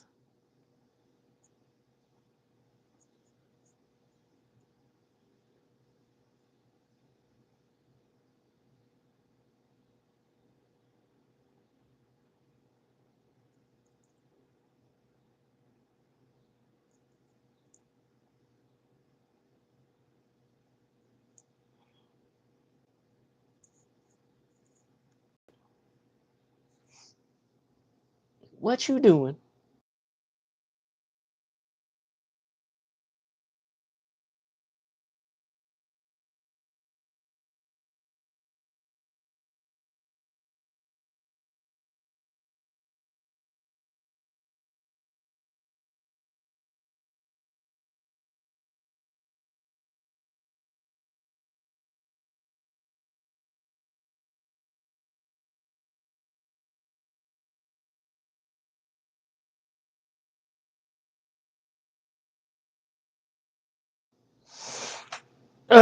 Man.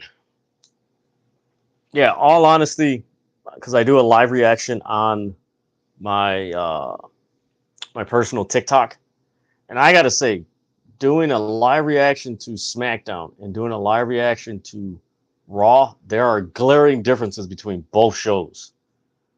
There seems to be more emphasis of a variety on Raw than on SmackDown.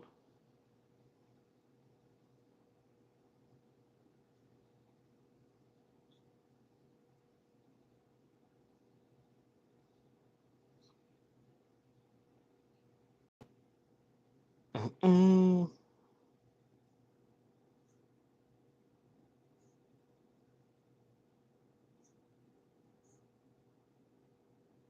Ah, there you go. It's a Sister Abigal. I forgot that move.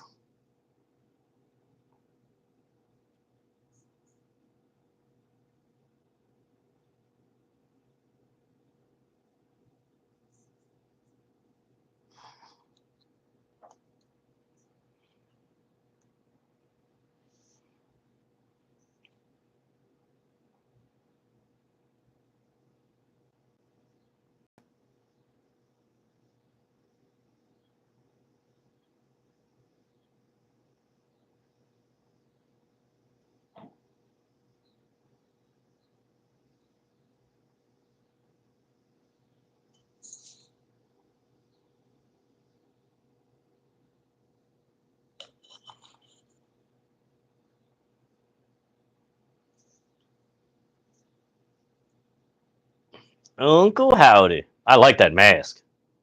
That's a pretty dope mask.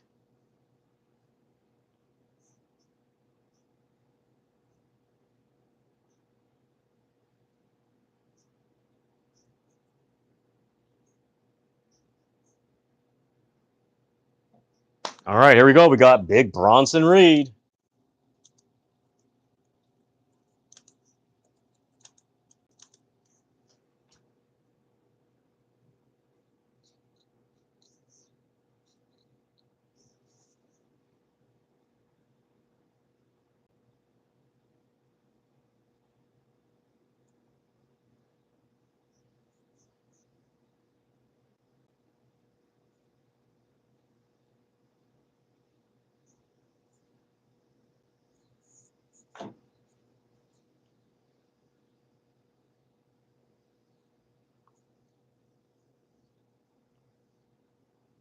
All right, we got the SummerSlam kickoff.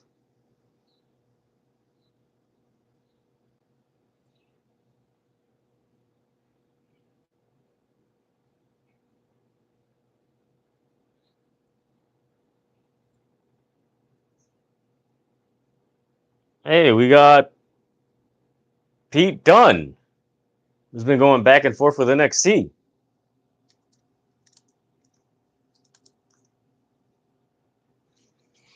Yeah, Pete Dunne. Yeah, because he's, I believe, in NXT, he's kind of like shadowing Trick Williams. Could be stalking if you want to call it that. But yeah, he's in. He was on NXT last Tuesday.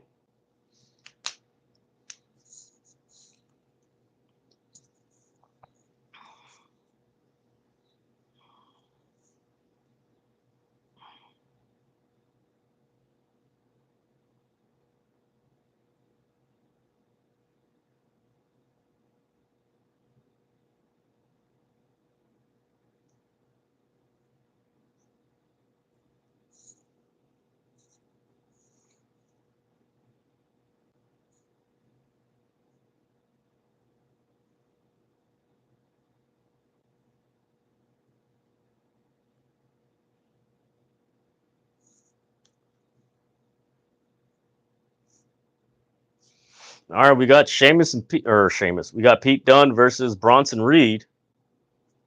Damn, Sheamus just laid out Pete Dunne. Damn. Damn.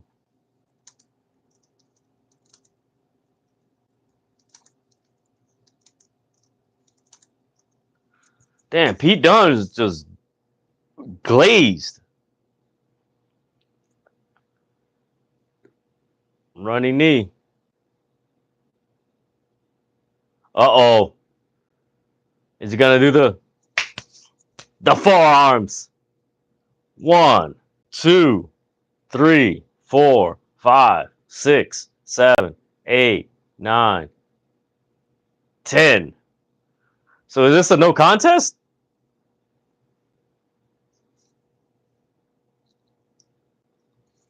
That's what I want to know. Is this a no contest?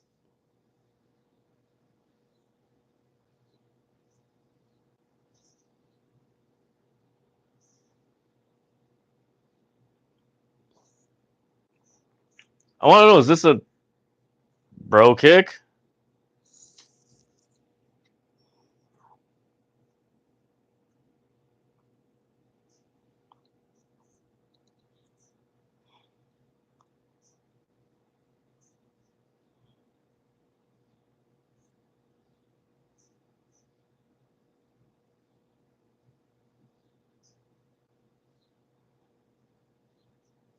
Oh, we got Judgment Day.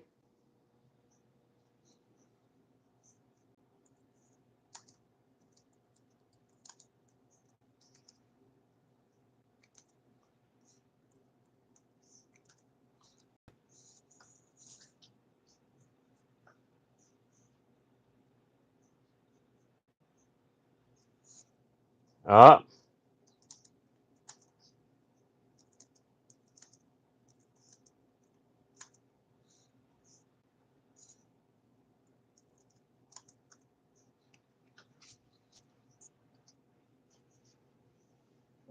Uh-oh.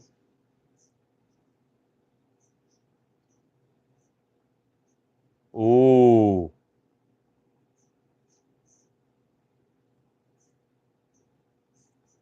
Uh-oh. Carlito's like, hey, you should ask Liv. Man, Carlito's funny.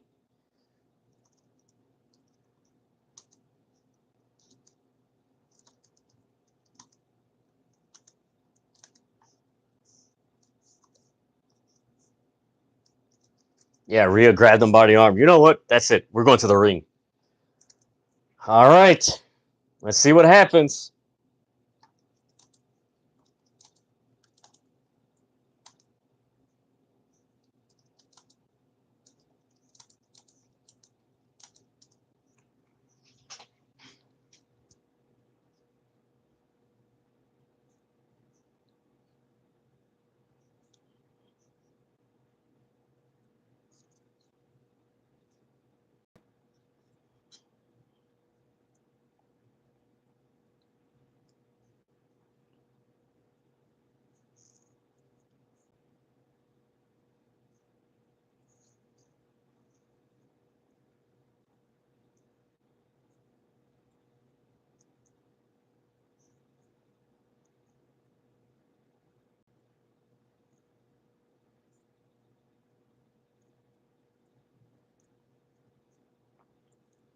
Damn, Shawn Michaels is 59. Holy crap.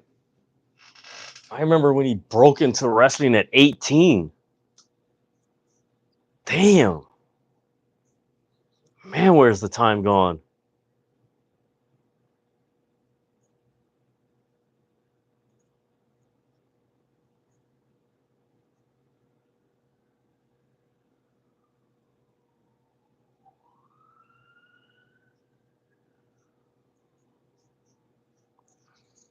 All right. Give you guys a heads up. Tune in this Wednesday for the live reaction of this AEW Blood and Guts. I will be doing a live reaction and review for this night. This looks pretty good. The Blood and Guts cage match. DMD, Britt Baker versus Hikaru Shida. Oh, Lord. Chris Jericho versus Minoru Suzuki. Mariah May and MJF will be in the attendance. Make sure you guys like this video, subscribe, and be on the lookout. And hit the notification so when I go live this Wednesday for AEW Dynamite, you guys can join me for the watch along or the live reaction. There you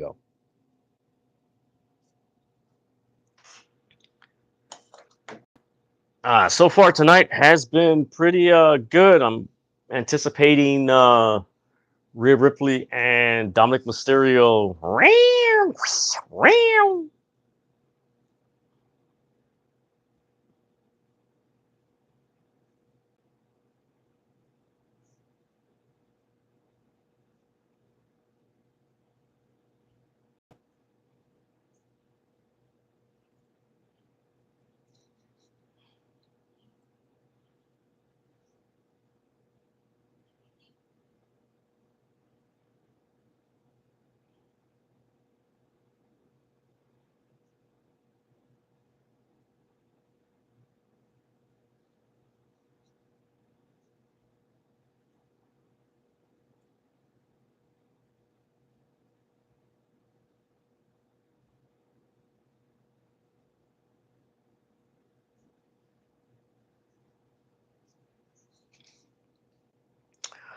Thank you guys for tuning in. All right, here we go.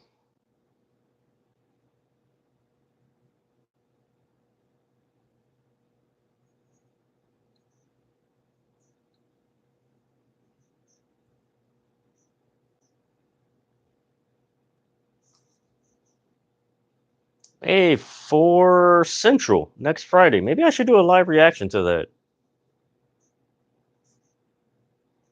All right, Jackie Redmond's in the back with Sheamus.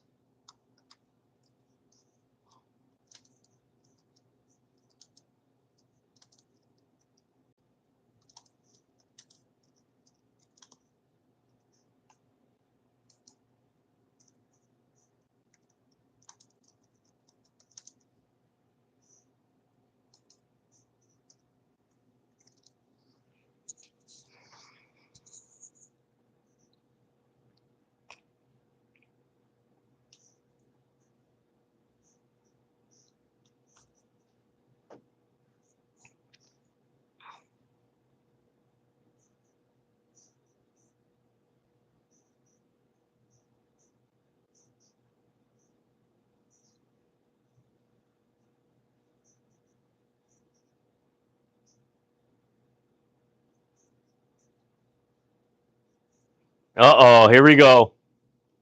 This is the loudest reaction of the night.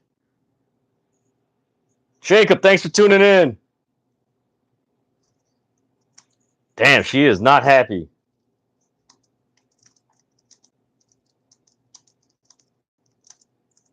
Yeah, Doghouse Dom. That's funny.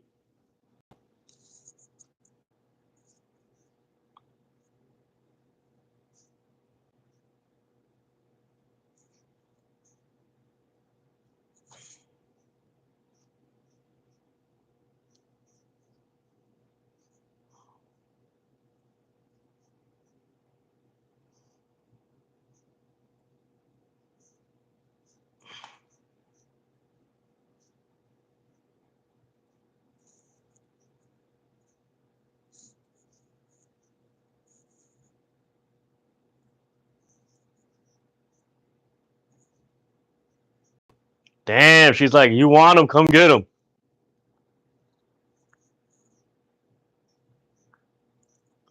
Uh-oh. Liv Morgan's coming out. Yes, this is a live reaction of WWE Monday Night Raw.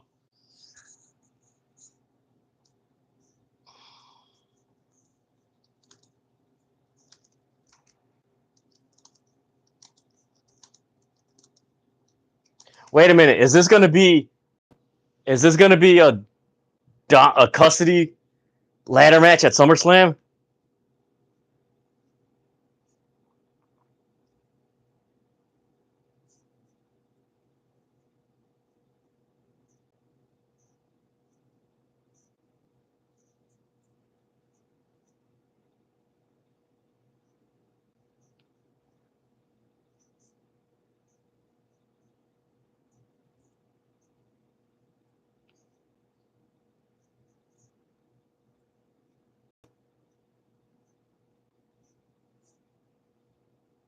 She has feelings for Dominik. She's confessed her feelings. Ooh.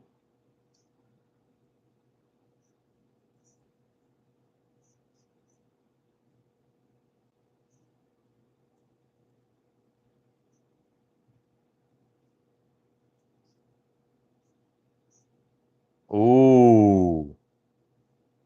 Ooh.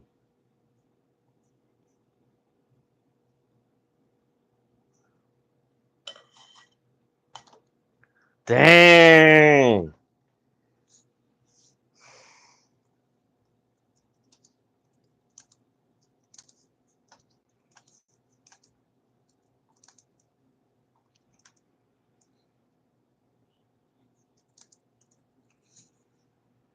Damn.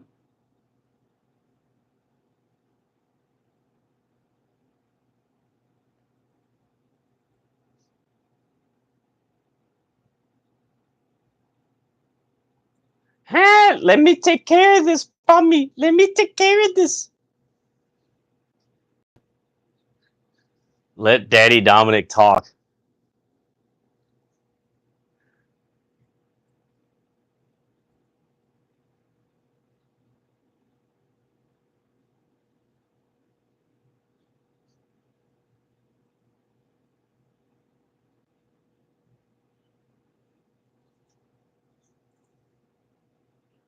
I love you. Where is this going?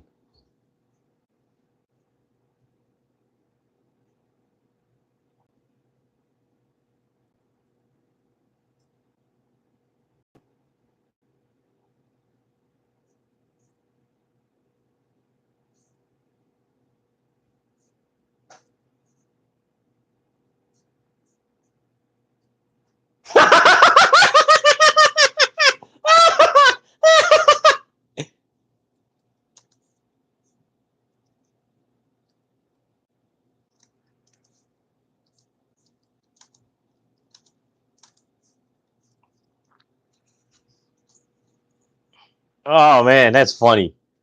That's funny because he cussed her out in Spanish and now she's crying.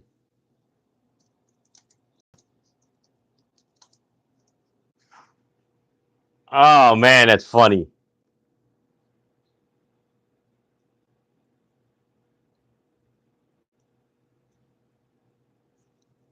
Oh,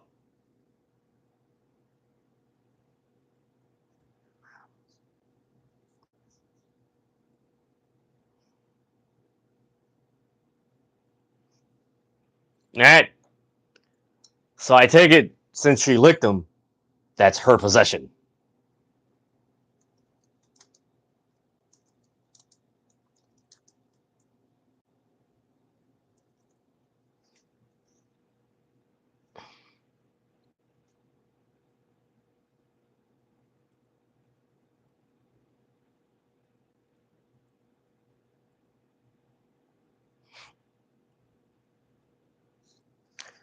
Oh man, yes, very funny, man. Man, that was funny.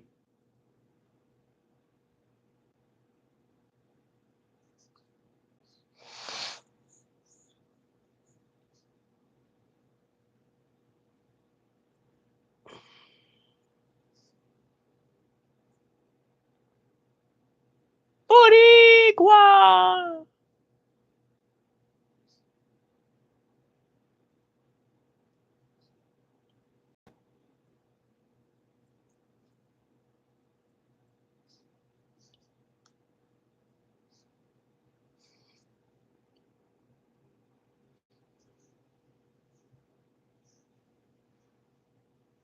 Tomate. Oh man, this is funny.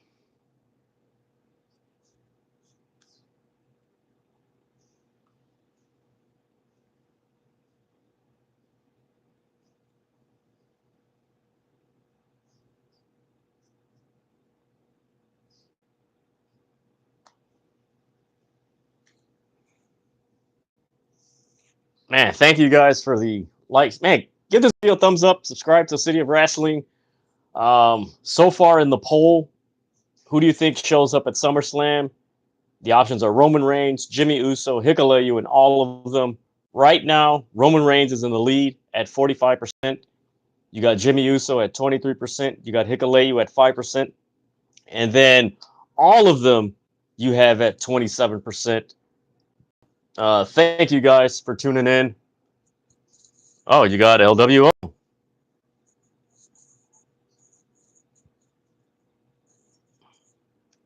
All right, we got Selena Vega.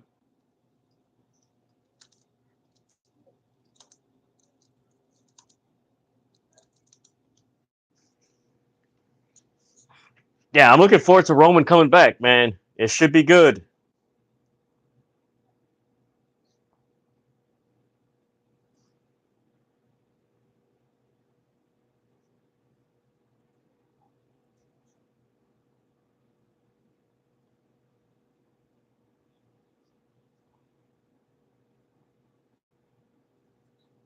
Uh-oh.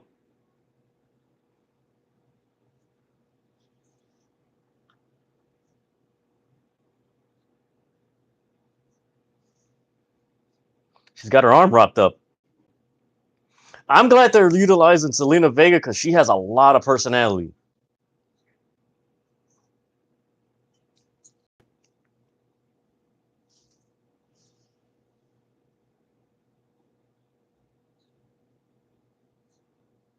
Oh, she's fighting Zoe Stark.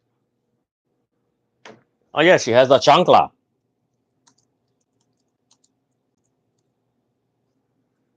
And they're going to commercial break.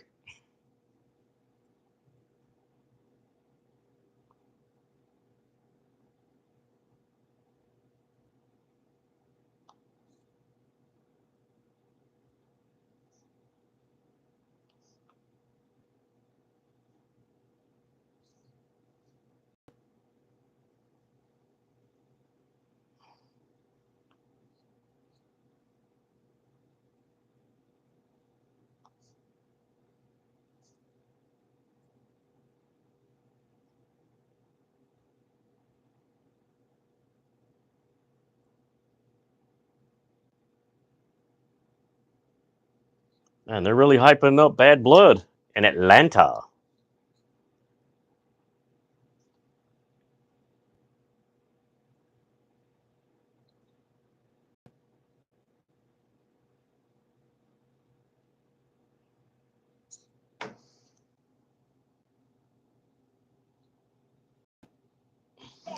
What is up, man?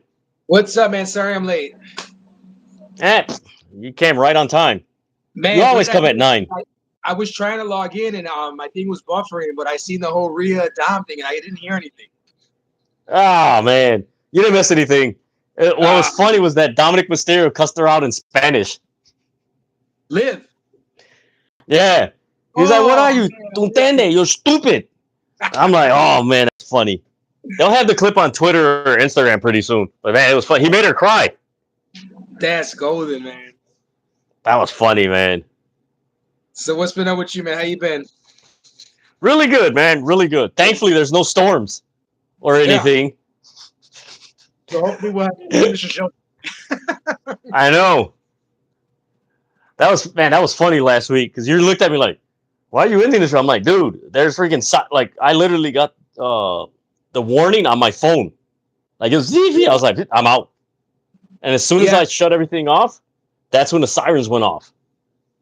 I heard there was about 7 active tornadoes in the Chicagoland area. Actually, it was 11 within the Chicagoland area. Yeah. Yikes.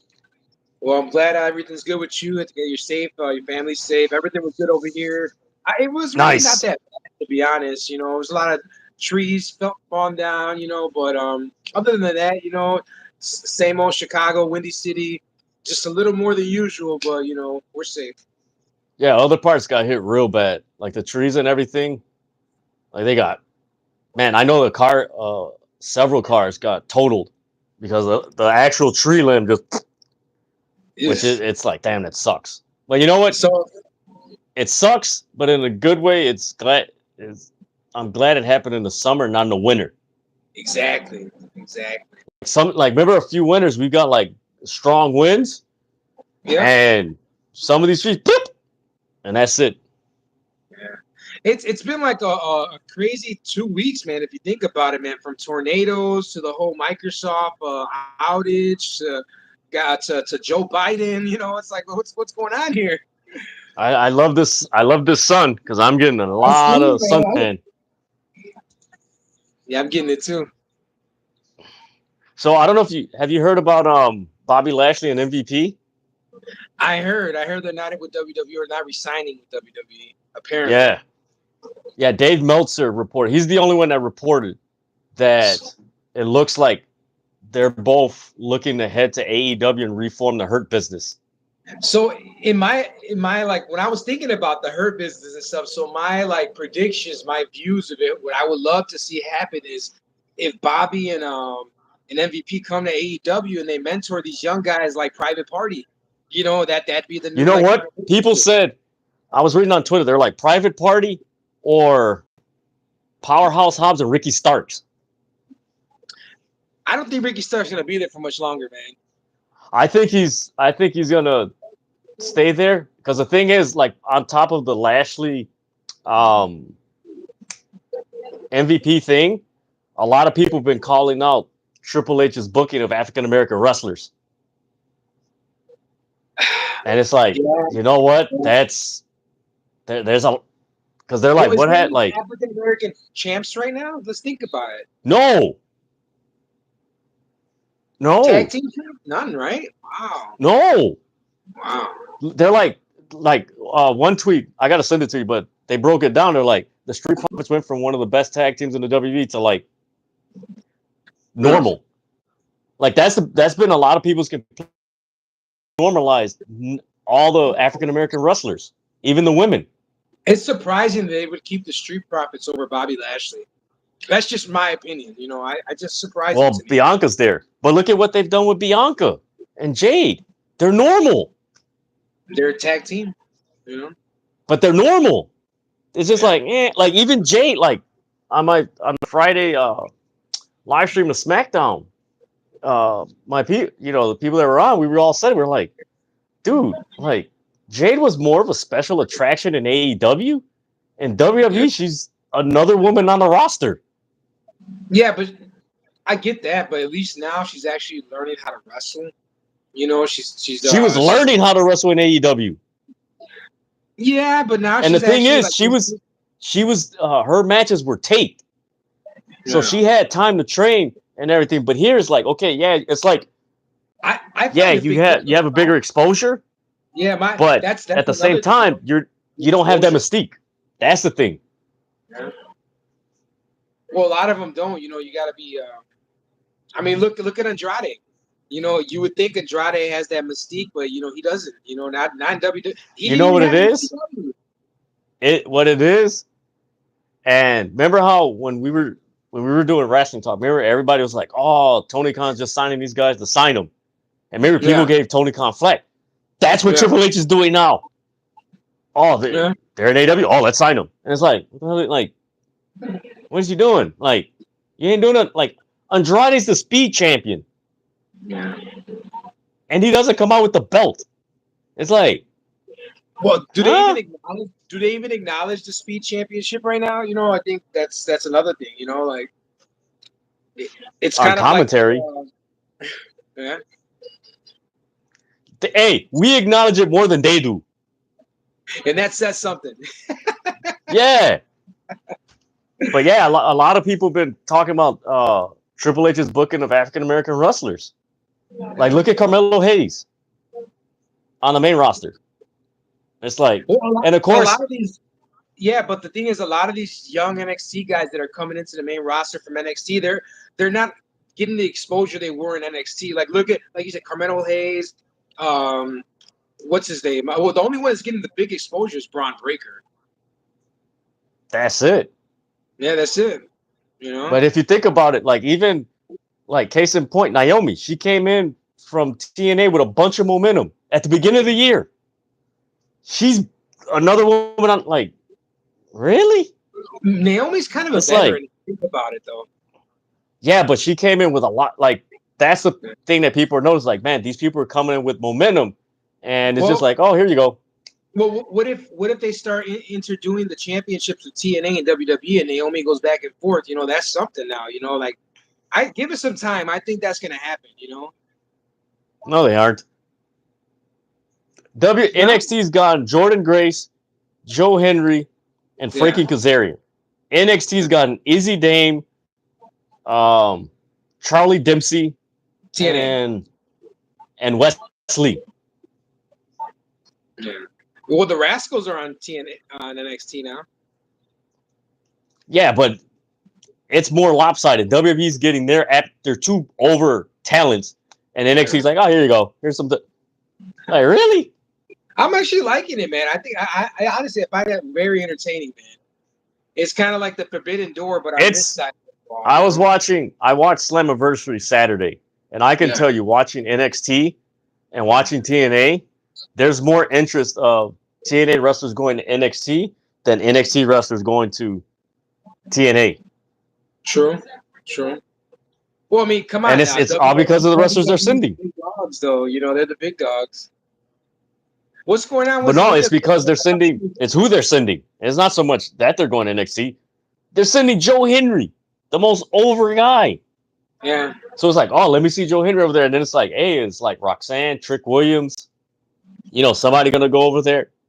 Izzy Dame, like, Charlie Dempsey, like, what? Because, I mean, if they're bringing in Joe Henry, I mean, that's something, man. He's not just over in TNA, man. He's over in the wrestling industry, man. Yeah, and wrestling. And that's the issue. People are like, man, that's an imbalance. You're sending the top guy over here, but they're not getting top guys over here. It's like it's not. And then people are saying, "Oh, the TNA relationship with WWE is better than AEW," and everyone's like, "You do realize that was coming out of the pandemic?" And then everyone's like, "You do realize, yeah, AEW and TNA work together, but TNA got Kenny Omega." Yeah. They literally got Kenny Omega for like, was it 3 pay-per-views? Yeah. No. But when did he win the title? But that was before it was TNA. It was Impact. Yeah. So like, you think about it, he had that title for like 5 months. Yeah, but that was Impact though. It wasn't TNA. Yeah. So it's like, how can you say it wasn't it was during the pandemic? It was like, huh? It's like, all right, Jacob. Thanks for tuning in, man. Make sure you guys fill out the poll. Who do you think is showing up at SummerSlam? We got Roman Reigns, Jimmy Uso, Hikuleo, or all of them. Fill out the poll. Yeah. Right now, Roman Reigns is leading at 45%. Roman. I think it's almost a guarantee he's going to show up. Usa. But so I want to ask you this. And I put this out on Twitter. I said this last Friday, and my guy, he's like, damn, you know what? That's something. Yeah, Triple H ain't made a lot of stars. Nate, look at how many wrestlers, how many superstars Triple H has created that aren't legacy wrestlers. By that I mean their family's been in the business, like Braun Breaker, Cody Rhodes, all those guys, right? Okay. Not including them, and not including wrestlers that were big in other promotions or indies, like Sami Zayn, Kevin Owens, Finn Balor, Shinsuke. How many wrestlers he created superstars?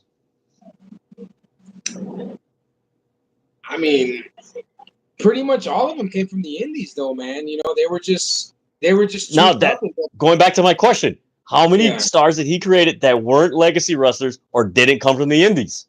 He didn't create them, but he see, I know what you're saying. I get what you're saying, you know, but at the same time, I don't want to bash Triple H because like there's so much he did for the wrestling industry, especially you have to call a spade a spade. How many wrestlers did he create? Think about it. He brought in he's building off of Cody, Jade, and Andrade after what they did in AEW. He ain't building nothing. Not so much Jade and Andrade, but mainly Cody. Cody's the main one. Jade too. Her presentation and entrance. That's all AEW. True. I mean, Ethan Page, AEW. Yeah, don't give me that. No, Ethan Page wasn't really an AEW. He was more ROH, but he wasn't really. It was just more. He was an AEW. I know, but they didn't really give him the shine like that. Again, my question: how many stars did Triple H create that didn't come from legacy families or that were big name on the indies? I can't tell you that. I don't know. None from the top of my head. I don't really know. See? I don't know, now, even though I don't care too much for him, go back and look at how many wrestlers Vince McMahon created that were superstars that weren't big in WCW or the ECW. Wrestling was a different thing at that time, though. It was a different time. How many stars did he created that weren't stars in WCW or ECW or other promotions? Well, and it's easy. All of them, you know, a lot. You know, there's just so many. That's general. How many wrestlers did he create? Name them. Undertaker, Kane, all of them. You know? Undertaker, Kane, Cena, Lesnar, Orton, H, you know, all of Edge them. And Christian. Yeah. The Hardys. You don't want no Jericho. Kurt Angle. WWE. Yeah. Kurt Angle. Yeah, I can say that. Who else? Bret Hart. The Hart Foundation. The British Bulldogs. I mean, Vince McMahon, he was the master. You know, I mean, that's that's not about master. Who did he create that wasn't a big star in another promotion? And there wasn't any other promotions back then. There was WCW. Yes, there was. ECW and and Japan. Okay, Japan. All right. So how many did he create? A lot. There's tons. You know, there's tons of them. You know, Vince McMahon has created more original stars than Triple H. Well, yeah, because wrestling was different at that time. There's That's more no excuse. That's no excuse. Here's the thing. How long has AEW been around? 4 years, 5 years now. What is it? 4 years? How long has NXT been around? 10 years maybe. 12 years. 12 years. Damn, that's a How lot. many promotions were? How many? Which? How long has WWE been the only? I agree with you, but what are you trying to prove here, man? Like, That's my point. You know, I get you. Triple H hasn't made that many stars. He's building off of other people's creations. That's the point. And people are calling him out on it. He's not creating anything original. He's not creating, but he's teaching these guys. You know, he's teaching them. He's teaching them how to become stars. You know, I mean, he didn't create them, obviously, but they're becoming bigger stars. How is he teaching them to become stars? I think just the storylines. Well, I don't know, because he doesn't really do the storylines anymore. My point is, like, I've heard a lot of interviews and stuff like that where wrestlers give him a lot of appreciation, especially the NXT wrestlers. Because how is he creating?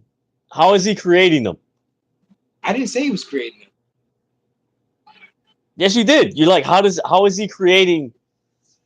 No, giving them a bigger platform. Giving them opportunity. Well, I don't know, man. It's hard to explain with this, you know, because. But now you see where I'm coming from. Like when you start thinking, I was like, hey man, I get. But you get what I'm saying? Like, hey man, is he really creating, or is he building more off other people's? Because think about it, he's built Drew McIntyre. Ooh. That's the Drew McIntyre from Impact. Oh my God! Yeah, that is. Yeah. Wow. I'm surprised here, man. I'm sorry. I thought Zoe was gonna win. Nope. Zelina won. Wow. That's good, man. I'm happy, man. And hey, perfect example. Dirty, bro. Perfect example. He's building off of the AEW CM Punk. Oh yeah. Yeah. See? When you start seeing, it's like, hey man, this ain't a lot of but that's the business though, isn't it? Originality. Ooh, man, she got her good there. Ooh, hey, question. Watching AEW, I noticed a lot in the Will Ospreay matches that the commentators use Styles Clash. Is that something they can start doing now? Is that an actual move, the Styles Clash? Or was that like AJ Styles like move? That was he nodded and winked. That was just to AJ Styles. That's what it was. You got watch the match over. That's what it was. It was a nod and wink. But they use it a lot. They use the Styles Clash in a lot of matches. The term Styles Clash for that move in a lot of matches. Yeah, they could use it. Okay, I didn't know. I'm just curious. Yeah, yeah, they could use it. I thought it was like something like copyrights or something. I thought it was like a AJ Styles WWE thing. I didn't know that was like. Nah. That was, okay, cool. That That's cool. that was more of a nod wink. I was like, that's cool. Respect. Oh yeah, but yeah, that's Triple. Good. Like, I know you're not on Twitter, but like if you type in Triple H Twitter, they're going in on him. They're going in on him on the African American wrestlers and the booking, because they're like Raw. I mentioned it early before you came on here. Raw has more of a variety. On SmackDown, you already know it's going to be Cody and the Bloodline. Yeah. So are they going in on him more than they're going in on Hulk Hogan? Oh no, they're going in on both. Actually, no, Hulk Hogan. They're like, the hell out of here. It's like whatever. It's kind of like we've known this for the last 10 years when that tape came out, which was 10 years ago. So it's like, do you think they're gonna let Hogan in any wrestling promotion after this stunt with Big Trump? He's only gonna be on Raw. Watch. You think so? Ain't no other promotion gonna want him. He's a lifer with WWE now. So they're not gonna. That, and also like the business, like you're talking about. His last peak moment was 2006 when he feuded with Randy Orton at SummerSlam. That was 2006. That was 18 years ago. Wow, it goes by fast, man. That's why I'm like, it's that whole generation. Like, granted, I grew up on it, but the time is over. Like, this is a new generation, new blood, and everything. But yeah, man, I'm pretty. And you know what's crazy? Nobody's like that whole Shane McMahon AEW thing. It's like Yeah, under the quiet, radar. I'm like, quiet. nah, something's gonna. I'm like, if a few people on TikTok, they were saying like, man, if you're gonna debut Shane, you don't debut him on a regular Dynamite. You debut him at freaking All In. That's when you Oh debut him. yeah, you have to. All In or something with significance, something like that, because that's Shane McMahon, bro. That's the come on now, like That's money, money, that's money, money. you know what people like me and my guys on TikTok. We were saying because TikTok. Oh my god, man! If it ain't WWE, they're bashing AEW. That's all they do, and it's like, do you guys like any other wrestling besides WWE? See, Like, I'm not gonna lie, man. I like both promotions. There's some things I love about WWE, some things I love about AEW. There's some things I hate about WWE. There's some things I hate about AEW. But that's exactly. wrestling. That's your preference. Yeah, You go for what you that's like. with every promotion. Yeah. It's like, I But like this. I don't care. But we were and you saying may like, think man, I'm a lot of weird, man, but I'd rather watch ROH than watch an episode of Raw. I don't know. That's just me, though. Like, it's just the vibe that it gives. You can sit, watch, boom, boom, boom, and that's just how it is. But a lot of people, you got a lot of people that me and my guys were talking about this on TikTok. You got a lot of people that have been, if I could use the term, they have been indoctrinated by WWE to only WWE is the only thing that exists. Everything else is beneath them. That's been the only promotion for years, man. We grew up on But this that's what Vince brought. But no, seriously, Vince, like in the way they've presented WWE, they've subtly indoctrinated people in thinking WWE is the best. Everything else is garbage. That's it. And it's like, what the hell are you talking about? There's been TNA, ROH, New Japan, AAA, CMLL. Like, huh? And it's like, what? And it's like, and now because of everything that's how wrestling's going, like, remember 4 years ago, I was telling you, like, man, this reminds me of like, was it late 86, 87? Yeah. When you had this crop of promotion. I was like, yo, this is fun. Like 6 days a week of wrestling. I can watch NWA on a Tuesday afternoon and then later watch NXT. All right, cool. All right, what we got here? Bosley, huh? I had to put my hand on that, feeling insecure there. Man, what was I gonna tell you? Oh no, but yeah, my guys on TikTok, they were saying like, man, a lot of people are underestimating the impact Shane McMahon is gonna have if he goes to AEW. That would be that would be a big impact. Because think about it, if you're you've seen a lot of AEW commercials, right? Yep. Like just flipping through the channel, watching TV, like, oh man, there's another AEW commercial. Dude, if you're watching an AEW commercial and they show Shane McMahon, you're like, wait. Is that Shane McMahon? Wait a minute, what? What's going on, You're going to be like, wait a minute, what the hell? Is that Shane McMahon? And people are going to stop and they're going to go back. Sorry, my phone's falling, man. Sorry about that. 1 second. I got to get a stand. Hey, it's doing the stanky leg? Yeah, chicken wang. It's dancing. Yeah. Your mambo days, huh?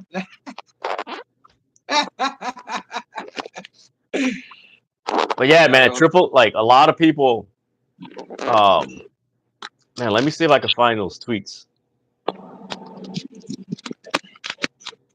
I had them bookmarked. Sorry, man, I'm snacking too. I'm watching. I haven't really had dinner, so. Let me see if I can find them. All right, Jackie Redmond's with. They haven't defended those titles in like a month.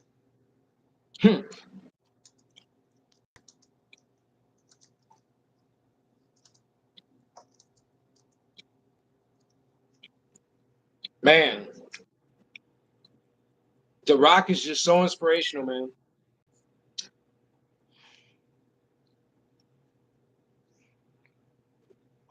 If you smell, You know what? I used to be like, oh, he's cool, but until I heard, I was listening to a podcast, and this really opened my eyes. One of the podcasts, his wife was like, man, I don't care too much for The Rock because it's like, man, lately, it's like anytime he helps someone, he has to record it. Like he doesn't just help people to help people. It's like it has to be the spectacle. Yeah. And I was just like, you know what? I never. He's a 6'9". I'm like, it's like, all right, I see it. You know what? I like this trio: Shayna Baszler, Sonya Deville, and Zoe Stark. I like it. I really do too. I do too, man. And you know what else I like a lot? I love this tag team right here, the tag team champs, Alba Fire and Isla Dawn. There's just so much potential here, man. Like, I can't wait to see what's going to happen with them in the future. They got so much good stuff, man. In NXT, man, they had some great storylines. And their moveset, man, on point. Let me see if I could. So I didn't watch NXT UK much, but they were the NXT UK, right? Who? Alba Fry and Alba Fry. Another Gunther promo. Like the dude was fighting this. Why? He's gonna lose, man. He's gonna lose, man. He's not gonna win that title yet. It's not his time. What I don't get. Why are they airing this promo now when they should have aired this at the beginning of Raw when he came out? Because it's WWE. Oh man, that's like last week when Tiffany Stratton was going to cash in and Nia Jax stopped her. Yeah. Me and my guys on TikTok are like, why the hell did you stop her? Let her cash in and win. That way, for your match, you don't have to worry about cashing in. Someone cashing in on you. It's like, that was dumb. Well, it's WWE, man. You know, their storylines have to not make sense sometimes. Oh, I got the tweets. Yeah. And these tweets go back in June.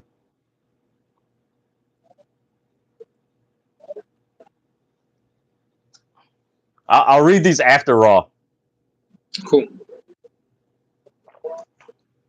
That'll be in 30 minutes. Oh, let's go, Gunther. Makes me want to get fancy in here, bro. Put my rock shirt on. Man, I want to see my dream match that I want to see. You know what? I mentioned this earlier. He's actually the epitome of Ring of Honor. Gunther. Think about it. Everything he says, like, you know, that's the Ring of Honor promotion. Like, honor, respecting the ring, the pure rules. I'm like, that's Gunther. Imagine if Gunther was an AEW man. Would they give him that title? Yes. You think so? Yes. If he doesn't have the world title, he's definitely having that international title. He's definitely having a match with Tomohiro Ishii and Jeff Cobb and Samoa Joe. Ooh, Ishii versus Gunther. Ooh, man. Freaking Will Ospreay. Lance Archer. Gunther. Yo, Gunther and Lance Archer. That would be a beast match. Why does AEW make Lance Archer champ? Why isn't he one of the champions? Why, what is it with that, man? Well, one, he's older and everything. That's why. Like his prime was in 2004 in TNA. I remember it. Yeah. He's basically doing he's doing better than Braun Strowman.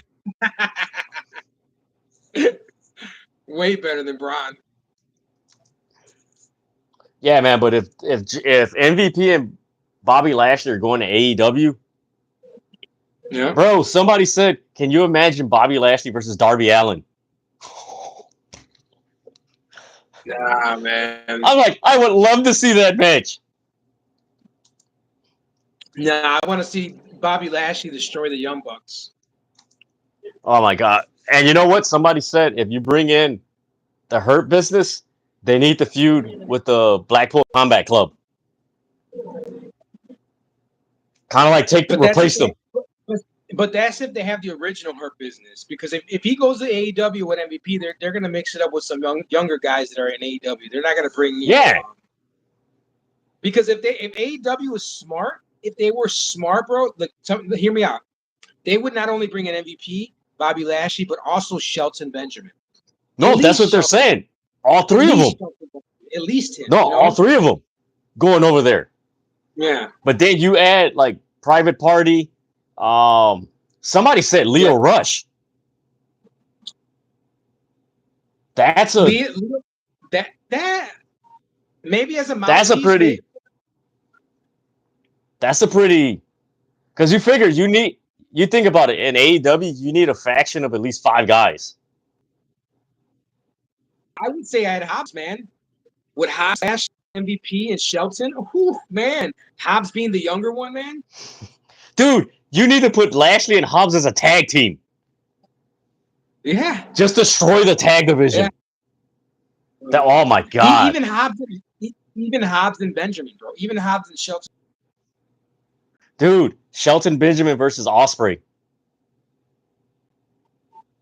Or Bobby Lashley, MVP, Shelton Benjamin, and bring in the Acclaim.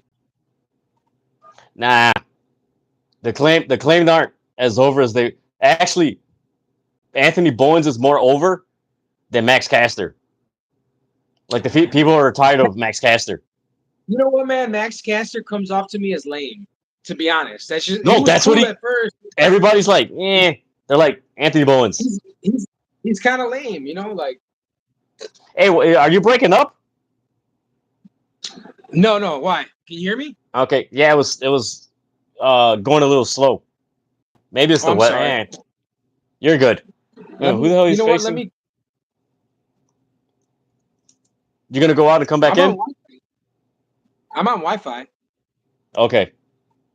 Balor and Dom. It's gonna be Balor and Dom, right? I think so. But no, man, if they do that, it'll be. Whew. I'm trying to think of who else. Actually, you know what? You bring in Lashley. You bring in Benjamin, MVP. You can put Hobbs, Scorpio Sky. Ooh. Honestly, I was kind of hoping to see Scorpio Sky in WWE, man. Yeah, but you know what? There's like before everybody started talking about this, like I was like, oh yeah, this guy's on, but you start looking at how the women's division is booked in WWE, and then the African American wrestlers, like, because am I wrong? It does feel like they just sign people who are hot to just bring them in. Like the latest thing. Yeah, your buffering is low. I'm gonna come out and come back in. Okay. All right. There we go. All right, I'm waiting for my buddy Julio to jump back on. I hope you guys are enjoying this live reaction of Monday Night Raw. We're at the home stretch of this live reaction. Let me see if he's... I'm waiting for him to come back in.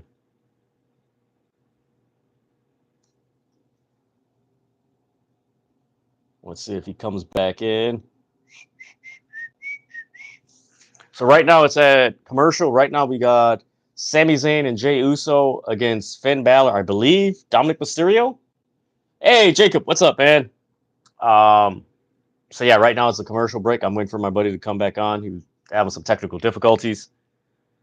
But so far, it has been a very fun... I would say a very fun... let's see what we got here. Okay. Yeah, very fun Monday Night Raw. All right, there we go.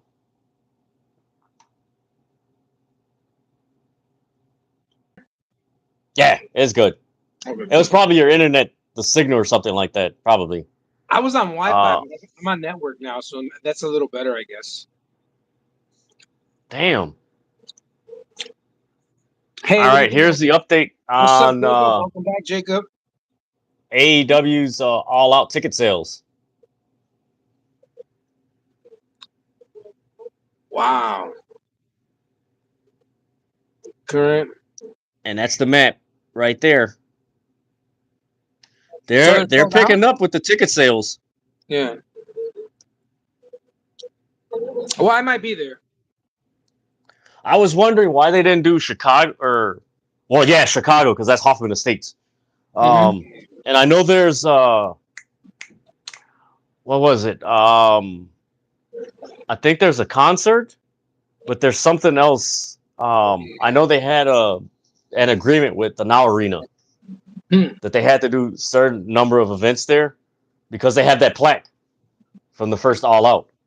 Well, I think the Now Arena is also bigger than the one in by Soldier Field. What's that one called? The Wintrust Arena? The Wintrust, yeah. The Wintrust is a little small. Yeah, because I know the United Center, I forgot. Yeah, I know they have an agreement, if I remember, with the Hoffman Estates to do this. I was like, that's good. United Center is the biggest one, man. United Center is bigger than all of them. I love watching wrestling at the United Center. Oh, yeah, it's awesome, dude. That is so damn fun.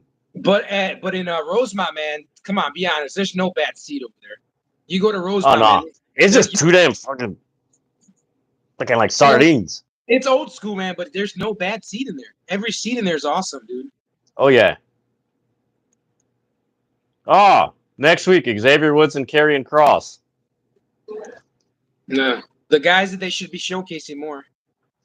Gunther's facing Finn Balor. What do you think? That would have been nice 10 years ago. NXT Women's Champion right now, Roxanne Perez. All right, yeah. What do you think about her? You like Roxy? I like her. Cool. I like her. And you know what? When we had this discussion on Friday about creating stars, somebody brought up, well, he's creating Roxanne. I'm like, no, she was an ROH, wasn't she? She was the first ROH Women's Champion. Yeah.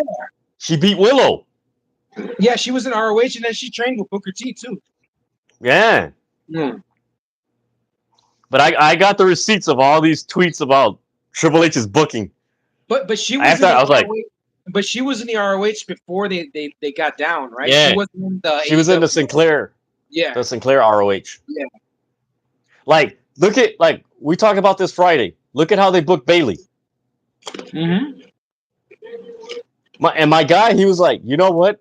Right now, Bayley fits more AEW with Mercedes. Yeah. Than she does with WWE.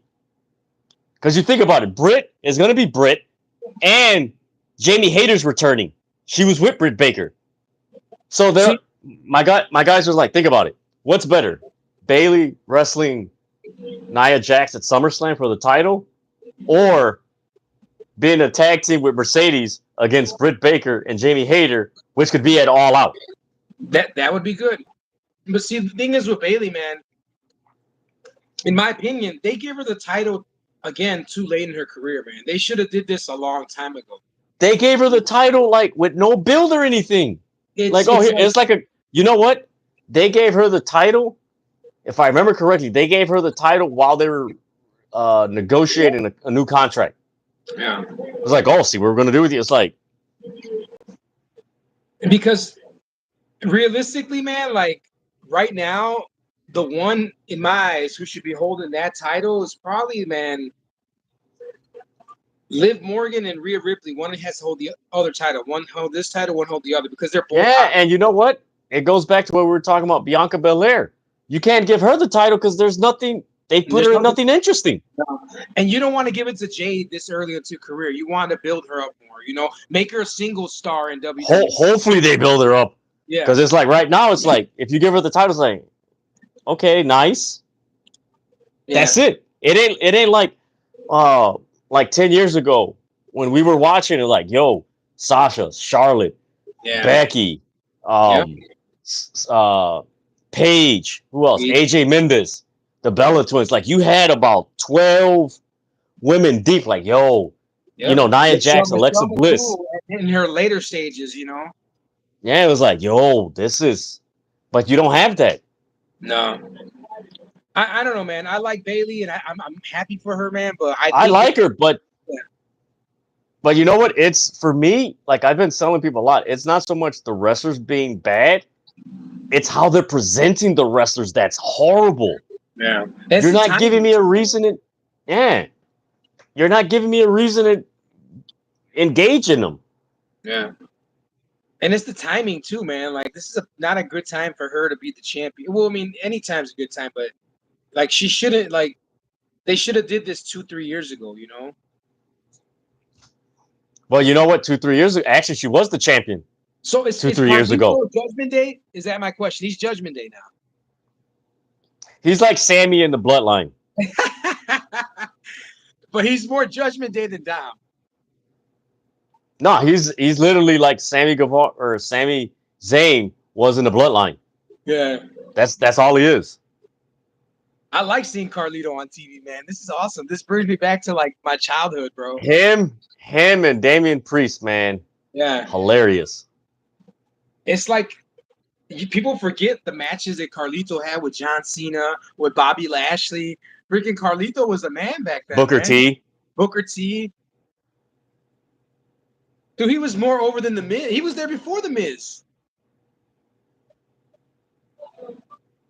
Carlito's got to be like 40 years old, right? He's around, and a lot of these wrestlers are around my age. Yeah. Like Balor, Omega, Cody. Well, Cody's like 2-3 years younger than me. Wait, I thought Balor, you were like in your early 30s, bro. Nah, we're around the same age. Late 30s, 40s. We're around that same age. I'm getting there, man. What's funny is the people in their late 30s and 40s look younger than the damn people in their late 20s. I'm 36, bro. If I shave this off, I'll look like 30. But this is like, oh, he's late 30s. Like if I shave this, my 20s, man. People think I'm in my 20s still.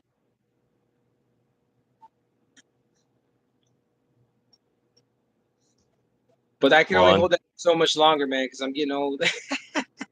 No, you're gaining more experience. That's how I put it. That's true. You're not getting old. Yeah. You know what? I tweeted out last Wednesday.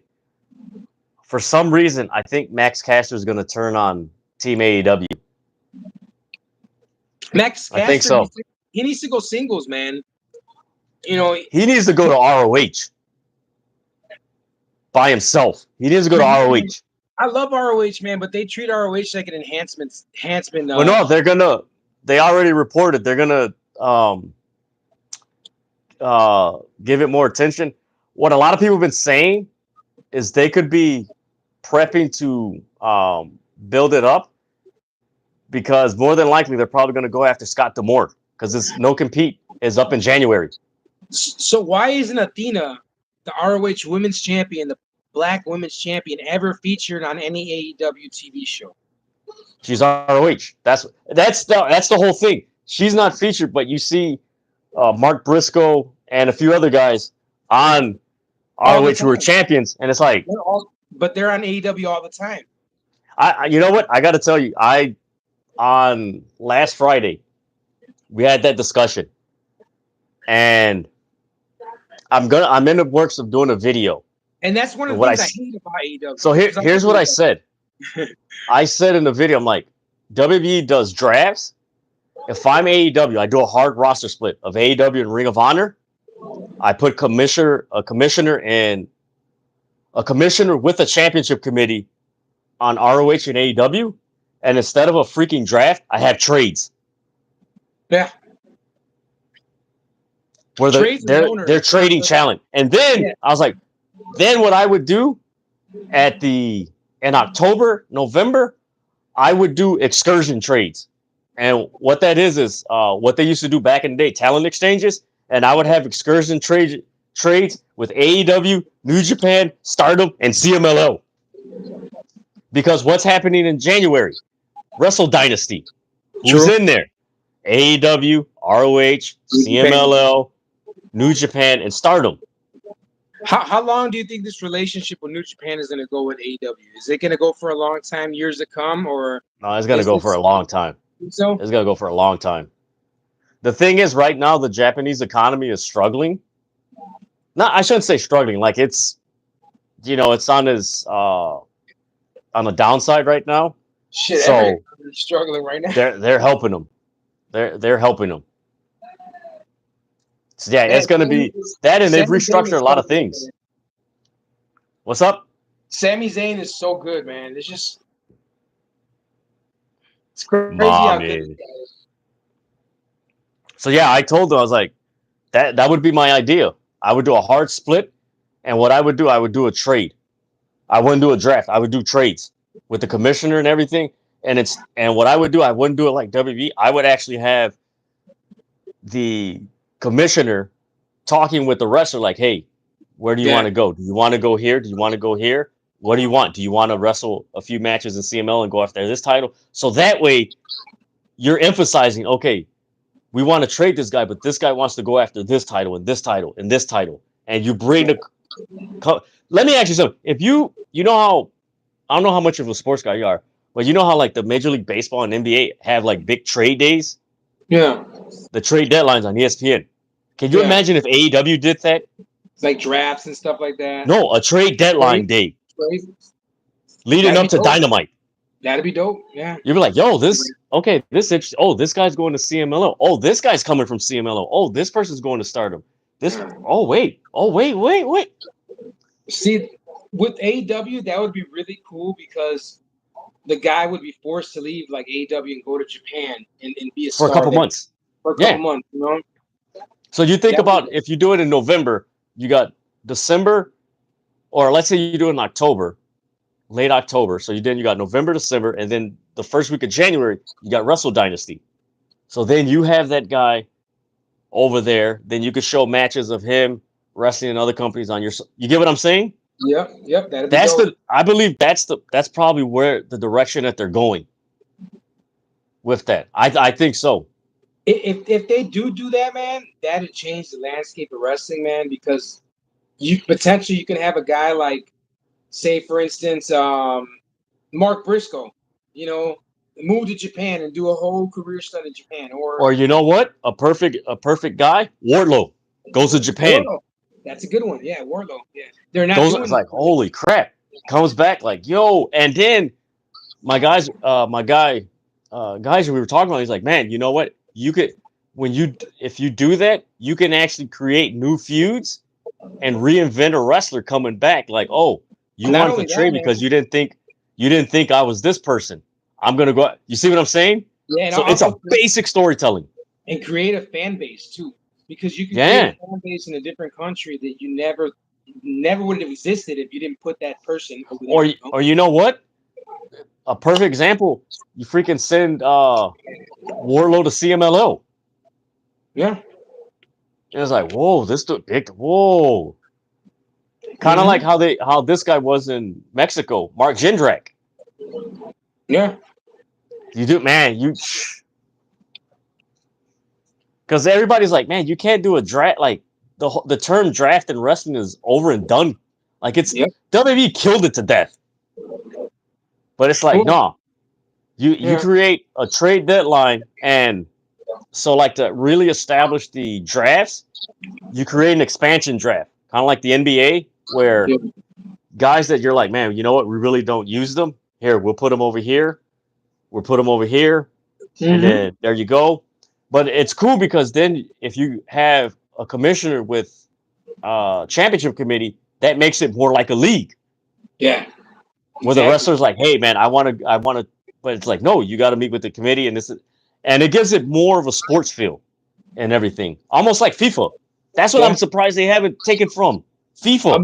Imagine a guy like Cesaro, Claudio, leaving AEW, ROH, and going to fucking Japan for a whole year, you know, and starting a whole new fan base out there. You know, that'd be dope. And it helps New Japan, because now you got a fresh guy, a top guy. Yeah. That you're like, oh, Claudio's over there. Oh, and it's... Yeah. Dude, when I shared that on TikTok, everyone's like, you need to start working for AEW. I'm like, I got a bunch of ideas, man. Have you applied? Nah. They're looking for like social, like I looked at it, like they're looking for a social media guy, but like what they want you to do, I'm like, damn, that's a lot. Yeah. And if people are like, oh, you should do it, I'm like, no, you don't understand. Like, I know what they're, and you know, from working in iHeart, and working where you're at now, like, you know, the demand that they want from, like, when it comes to like marketing and social media, like nah, you gotta be ready for that mentally. Like it's cool. Like nah, this ain't a name dropping job. Like nah, you ain't gonna be have time to name drop. Yeah, it's all work, no play. Yeah. I mean, but again, like having a job like that, working for a company like that, that's kind of prestige. I mean, it's a dream job, but man, you're gonna be. It's a lot of work. Mm-hmm. People don't realize until they do it. They don't realize the amount of work until they start actually doing it. Or if they have never done that kind of work and then they start doing it, like, oh shit, I didn't realize it was like this. Yeah. Because that's what I was telling one of my buddies. I'm like, dude, like, yeah, this sounds good, but like, dude, you don't understand the work that. Because I had to tell them, I'm like, do you understand the work I put in doing City of Rasslin? Yeah. And they're like, oh, you already do. I'm like, dude, you don't understand the work that goes into this. Yep. And I'm like, I'm doing it by myself. Yep. Now you got a team, and you got to make sure everybody is in sync to get things out there. Like, you got video footage, you got graphics, you got posts, you got interviews. You got to make sure everything is production. Then you got to create new content. Yeah. It's like, oh, well, that's it. It's like, nah, shut up. And then you think about the pay too. Sometimes the pay is not even all worth it, I know the pay would be good, but it's like the workload, like, because like one of my guys like, oh, well, they only do Wednesday and Saturdays. I'm like, you realize you have to promote Saturday, Friday, and Wednesday. Like, damn. Hey. Uh-oh. Here we go. 1, 2, kick out. Hey, I had a thought the other day, man. Can you imagine if Jey Uso just let himself go for a whole year and came back like Rikishi, like his dad, and did like the whole gimmick again? Can you imagine that? Oh Lord. Man. Or even Jimmy come back, like. Have you opened up a window in your basement? Are you getting enough air down there? I'm not in the basement. Wherever you are you getting enough oxygen in that room? Why do you say that? No, I'm joking. No, I'm joking. No, that would be funny if he let him. You're funny. But no, that would be wild. That would be wild. It was just a funny thought I had, man. That'd be wild. Let me see. What do you think about? If he would ever let himself go like that. Let's see. What do you think about the bloodline? Honestly, man. This new bloodline. You know what? They should have gave this new bloodline a new name. Yeah. I don't know why. Oh, it's the Gorillas. But that, you know what? That goes back to DX. Like Triple H, there was like 4 different versions of DX. It's like, bro, you should have just called it the Click. And you ask yourself, which was the best version? They all had it's like things, Some of them were like one of the versions of DX I could remember was all comical. A lot of them were all comical. But in general, all right, here we go. Oh, the bloodline, man. I think the storyline needs to go a different direction. Like either Roman has to come back and take order, or they need to have like the Tongans by themselves. Like Roman's definitely coming back. The issue is, and it's like with my guy Phil Lindsay tweeted when Cody wanted to fight them by themselves. He's like, has Cody not learned anything in the last 2 years? Like, that's where, like, you get what I'm saying? Like, who's booking this? Like, why would he go against the bloodline? Yeah, that's more vicious now when he had problems 2 years ago fighting that bloodline. Like, and that's the thing. People don't realize, like, they're vicious now, man. 2 years ago, they were comical. When you they were just, they were methodical. Now they're just And then at one point, it was like a joke. If you think about it, with Jimmy Uso, just fooling around. Man, that was bad. Sami Zayn needs some new ring gear, bro. Yeah, somebody said he looks like Bob the Builder. Bro he looks horrible, man. You know what? Somebody else said hey, you remember the janitor from The Simpsons? Yeah. Groundhog. Or Willie. Yes!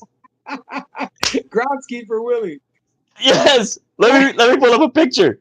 They're like, hey, he looks like He looks Wait a minute, like Otto, though. He looks like Otto with the hair.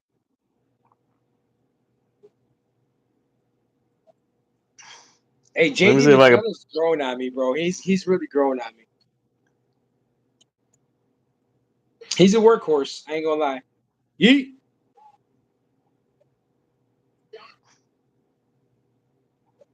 Let's go. Man, I thought we were gonna get Jey Uso and Rhea Ripley. Oh, 3D? Oh, that was a 1D, my bad.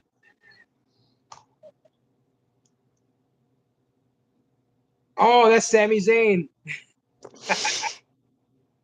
Groundkeeper Willie. Oh man, that's funny. That is hilarious. Wait, let me see if I can find Bob the Builder. Finn Balor needs to bring the demon out, man. That demon needs to come out somehow. They've been hinting towards it in the back. They got to give him that Universal title reign, man. At least one more time, bro. They did him dirty. Or he did himself. There's no more Universal titles. Oh. It's the World Heavyweight. It's weird. It's the World Heavyweight title, and then there's the WWE Championship. I thought it was the Universal World Heavyweight title. They changed the name when they brought out the new tag team titles. Yeah. Oh, I was under the impression it was still Universal. They called it after WrestleMania, but it's the WWE Championship. Oh. Yeet. They won. Let's go.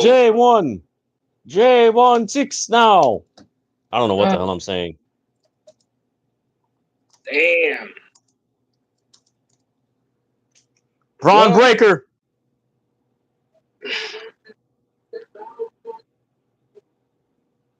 I think he should have beat Sami. Yeah, I hope he wins. Breaker? Yes. I want him to win. Well, that's it for SummerSlam. Better TV time, man. They're doing Dragunov bogus, man. They're making. Hey, you got to raise your volume. Can you hear me now? Yeah, I can hear you. My bad. Yeah, because I was like, man, you're pretty low. Sorry about that. Oh, you're late. All right, so I'm gonna read these tweets about crap. Did it go through? No, I gotta go back and find them. About Triple H. Okay. Let me see. Yeah, I'm a little behind you. I just caught the win right now, but damn, that was a good match. Okay, so here's the first one. There's a bunch. Mind you, I want to preface this. This is in June, so this is the response. Never forget that Shinsuke's booking was supposed to entice Okada to come to WWE. Hunter only books minorities as diversity pushes for pops, just like Vince did. Long term doesn't care. Wow. I mean, that's true though, man. There's more. Or actually, as DJ Khaled would say, another one. Here you go. I was going to reply low bar, but Triple H is somehow both better than Vince, and that he means more logical and also exponentially more boring and less creative as a booker. Well, realistically, man, how long do you guys really see Triple H there? I don't think he's going to be there for much longer. You know, I don't think so either. With the way WWE is moving, with the way, the whole company in itself, with the people that own it, TKO. I mean, I highly doubt he's going to be around for another 2 years. Here you go. Here's another one. Homie, the biggest storyline that's been going on for the past 2 years wasn't even a Triple H storyline. That's been Vince McMahon. The bloodline is Vince McMahon's, not Triple H. When he actually has to do a storyline of his own, he's going to flop just like he did in NXT. I mean, yeah. You look at NXT right now, man. NXT is doing like the best they've been doing in a long time. And that's because they got Shawn Michaels there. That's exactly. That's my opinion. All right, here you go. Triple H is graded on a curve thanks to Vince. Yeah. I was watching this documentary about Triple H and how methodical and how like cunning and how just how a crazy person he is, man. Like they were showing like how he was in a relationship with China, and he at the same time, you know, he was trying to get he was with Stephanie, and he was doing the dirty dog thing, you know, for a long time, and he was trying to get to the top, man, and he got there, man. He did what he wanted to do, you know. It was his plan. Here you go. I know some fans hate Tony Khan, but some act like he kicked their dog when he does bad booking. Triple H does some bad booking. It's considered a booking mistake made by WWE in general. All the blame will be deflected away from Triple H. He's handled with kids' gloves by some fans. Yeah. I don't, you know, honestly, Tony Khan gets on my nerves, man, but he's a good booker, man. People give him a lot of shit, but he's a good booker. He does the impossible if you think about it sometimes, man. Like, there's some matches that we dreamt about, talking, wrestling talk and stuff like that we thought we would never see. And, man, watching AEW, like, whoa.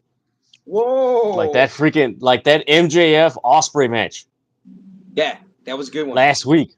That was a great match. Dude, the fact that MJF won with 2 seconds left. That pissed me off. That was so genius. I'm like, dude, how the hell do you time that perfectly? Where at the 2 seconds before the time expires, you win the match and the title. All right, here we go. Here's another one. I'm not an MJF fan, but man, that was a damn good match, bro. I just hate the fact that when a bad show booking decision occurs, it's always doom and gloom, but not for good old Hunter. The problem with Triple H for me is that he's not trying to be the best booker possible. He's trying to be the best Vince McMahon 3 possible. He's a businessman. He's trying to be a businessman. You know, he's not a booker right now. You know, you think about it. Dusty Rhodes is a booker. Shawn Michaels, in a sense, is kind of a booker. You know, Tony Khan is a booker. You know, like Triple H is not a good booker. He's a good boss, you know, but he's not a good booker. He's a businessman. Here you go. He's treated like a savior by some fans, which is odd because he really hasn't changed much from how it's always been. Kind of true. I mean, a few tweaks and everything. I like Triple H, man. I'm not gonna lie. I grew up watching Triple H. I was a big Triple H fan back in the day.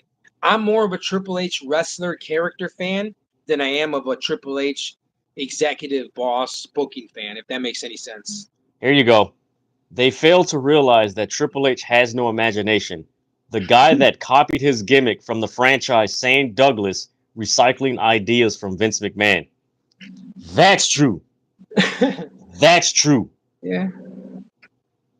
Let's see. LM laughing my ass off. In AEW, everything is Tony's fault. In WWE, it's anyone but Triple H's fault. It's effing hilarious that those fans treat fans treat him.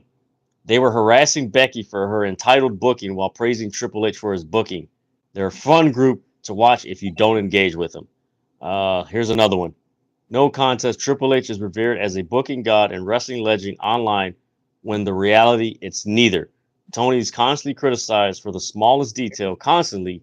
It's what happens when you watch the same product for 30 years. A bubble forms and distorts reality. Yeah, you're right. I mean, I was saying it earlier, man. WWE was the only thing around for so long, man. So that's all I knew. And I'm one of those people. That's all I knew.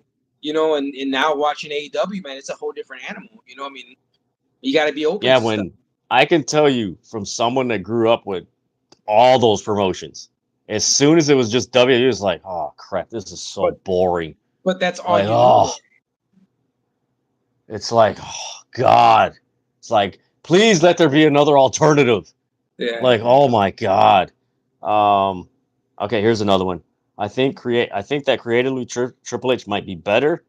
like he might actually have more imagination for what people can do in wrestling. When it comes to actually booking, Tony clears, and it shows in that you can debate this when Triple H has a team of Hollywood writers.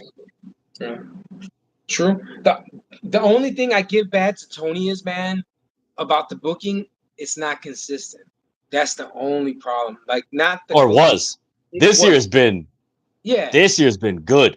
Yeah, but you know what I mean, though. You know what I mean. But like, No, 2 years ago, like I did a few videos on TikTok. I was like, man, they need to be more consistent. And that was actually around the time when the first Brawl Out and the All Out incident with Jack Perry. In between that time period, it was just really like, no, this is kind of what I always say, clunky. It's like, man, it's kind of clunky. But now, ever since the end of World's End, it's been freaking consistent. Yeah, it has been. And you're seeing the only thing I say that I tweeted out earlier. I was like, man, they need to phase out the trios titles because them titles are cursed. Dude, Killswitch is injured. Honestly, they need to bring those trios titles to WWE, man. WWE needs a trios championship. They need something like that, man.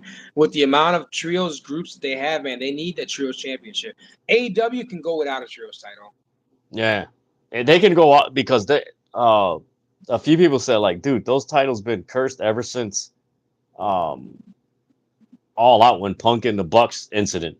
Like, them titles are cursed. Punk cursed those titles. But man, you know what? Tonight's Raw was pretty. Honestly, I would say that this was better than SmackDown.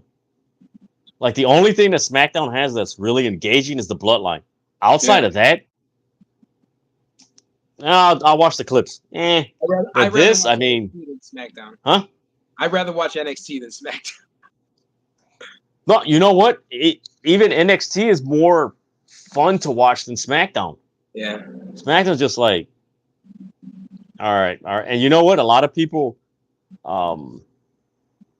been saying, like, dude, sometimes I wait for SmackDown to be over with so I can watch Rampage. Because you know what's going to happen. Yeah. It's just like, God. It's like, all right. It's funny you say that, bro, because out of all the shows, out of all the promotions, Rampage is the last one I watch. I watch it because I'm doing a live reaction, so it comes right after. So it's just, oh man, it's like, oh man, and you know what? It's actually a fun watch. I would say Rampage and NXT are fun watches. If you just want to kick back and like, TNA is getting pretty good. TNA is getting up there too, man. My Thursday nights TNA has been pretty good too. Yeah, I watched this past Thursday.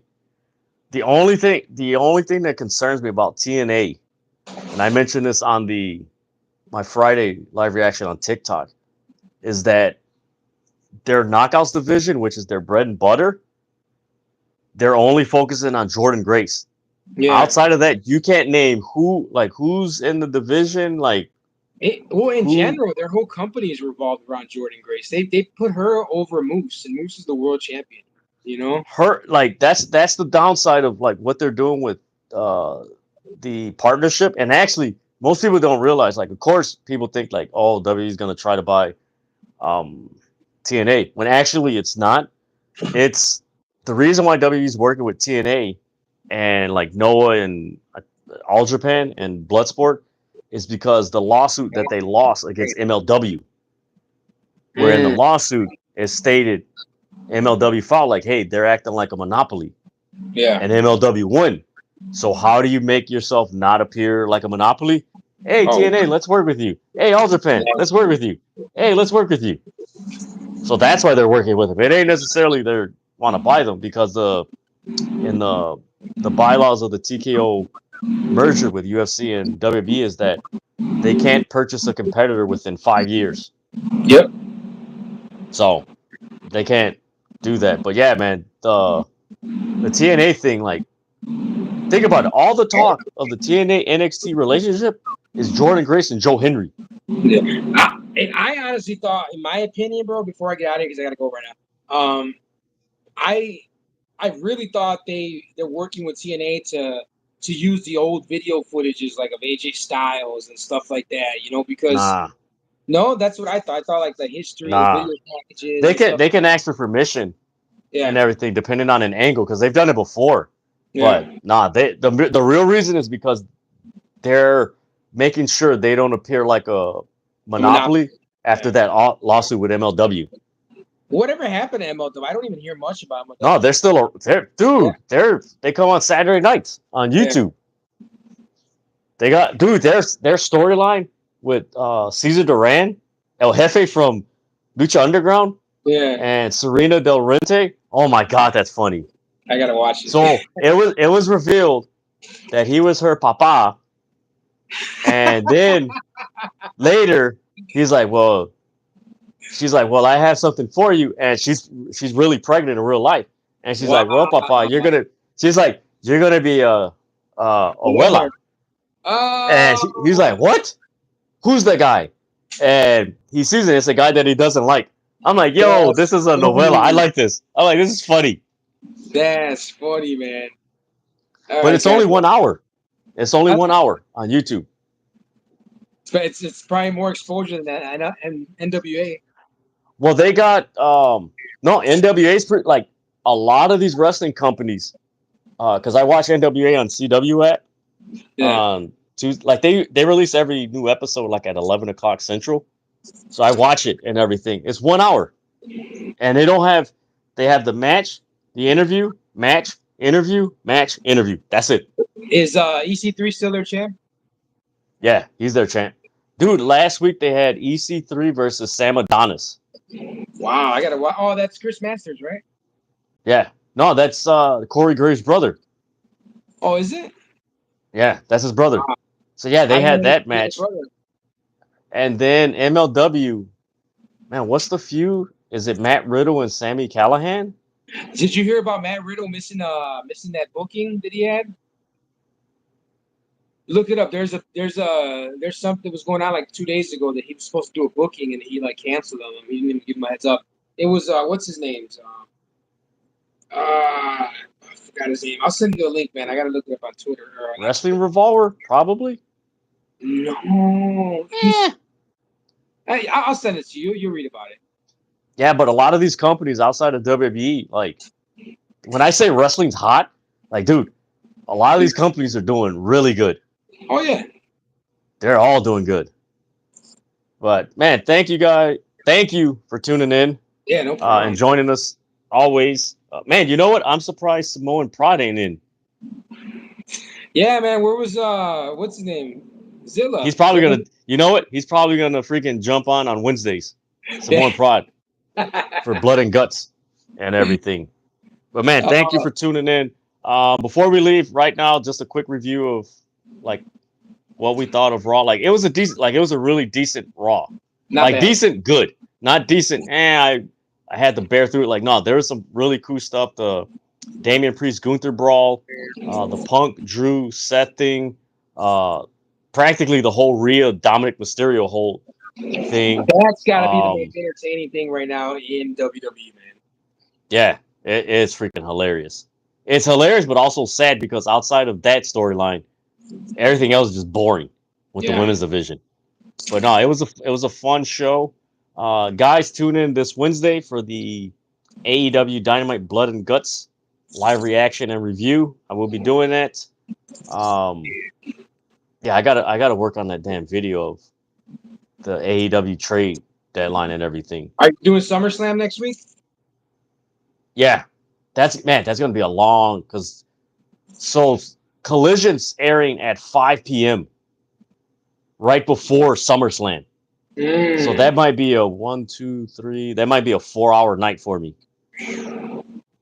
Yeah. I might pop in for a little bit with you. Yeah, that'll be a 4-hour night. Yeah, because that's gonna be 2 hours and then probably 3 hours. And of course, Roman's probably gonna show up, so I know I'm gonna get a freaking huge reaction. But yeah, it should be fun. But man, thank you for tuning in. Thank you guys for tuning in. Make sure you give this video a thumbs up and subscribe to City of Wrestling. That way you're notified when the City of Wrestling drops its latest content and goes live. I am working on, like I said, I'm working on an AEW specific video. Also, I'm working on some dream matches that I'm gonna break down and everything for you guys. So that's why I tell you guys subscribe. You don't know what's gonna happen. You don't know what content's gonna drop. Just subscribe so that way you are notified and everything. Hope you guys enjoyed this night. Thank you guys for taking time out of your evening to watch this live reaction of WWE Monday Night Raw with myself and Don Julio. Folks, like I always say, there is never a dull moment in pro wrestling. And literally, there's never a dull moment because I did not expect to hear that freaking Bobby Lashley MVP news yesterday. Well, let's wait to see them on Dynamite one of these days. Also, Cameron Grimes is a free agent.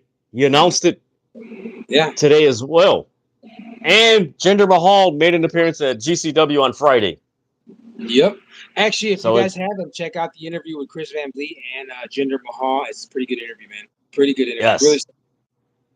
So I'm actually anticipating some crazy wrestling news breaking tomorrow. You know what? I'll put this out there. I am actually anticipating some freaking Shane McMahon All Elite graphic. I don't know why. I'm like, I wouldn't be surprised if that freaking drops out of like nowhere. Yeah. It's like, wait, what?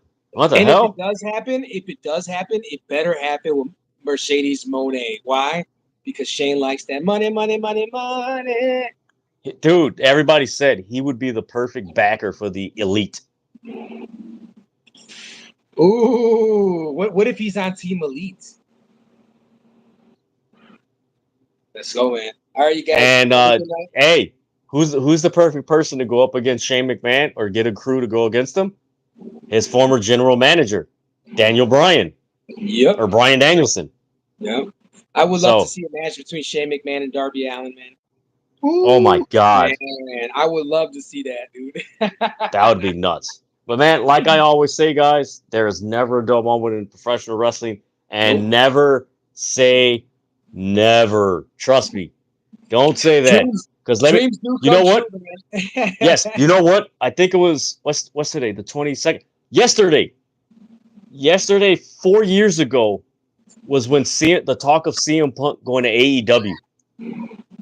Yeah. And you remember I told you, I was like, yo, there's strong talk that CM Punk's going to show up at AEW. You were like, nah, they say that all the time. I was like, no, he's headed to AEW. I was there. Remember? It was like, holy crap, he's there. Bro. So, yep, we were there. So, guys, have fun. Enjoy a safe night. I hope you guys don't have any storms or anything. I am kind of hungry and I got to get off my butt. But, man, thank you guys for tuning in for this live reaction. Again, give this video a thumbs up and subscribe to City Wrestling. Follow this man, Don Julio, on Instagram. And I can't remember what other platforms he's on. But follow him on Instagram. That's about it right now, Instagram. Yeah, on Don Julio. Thank you, guys. That is all. Have a wonderful, safe night. And I will see you guys this Wednesday. Peace out, guys. Have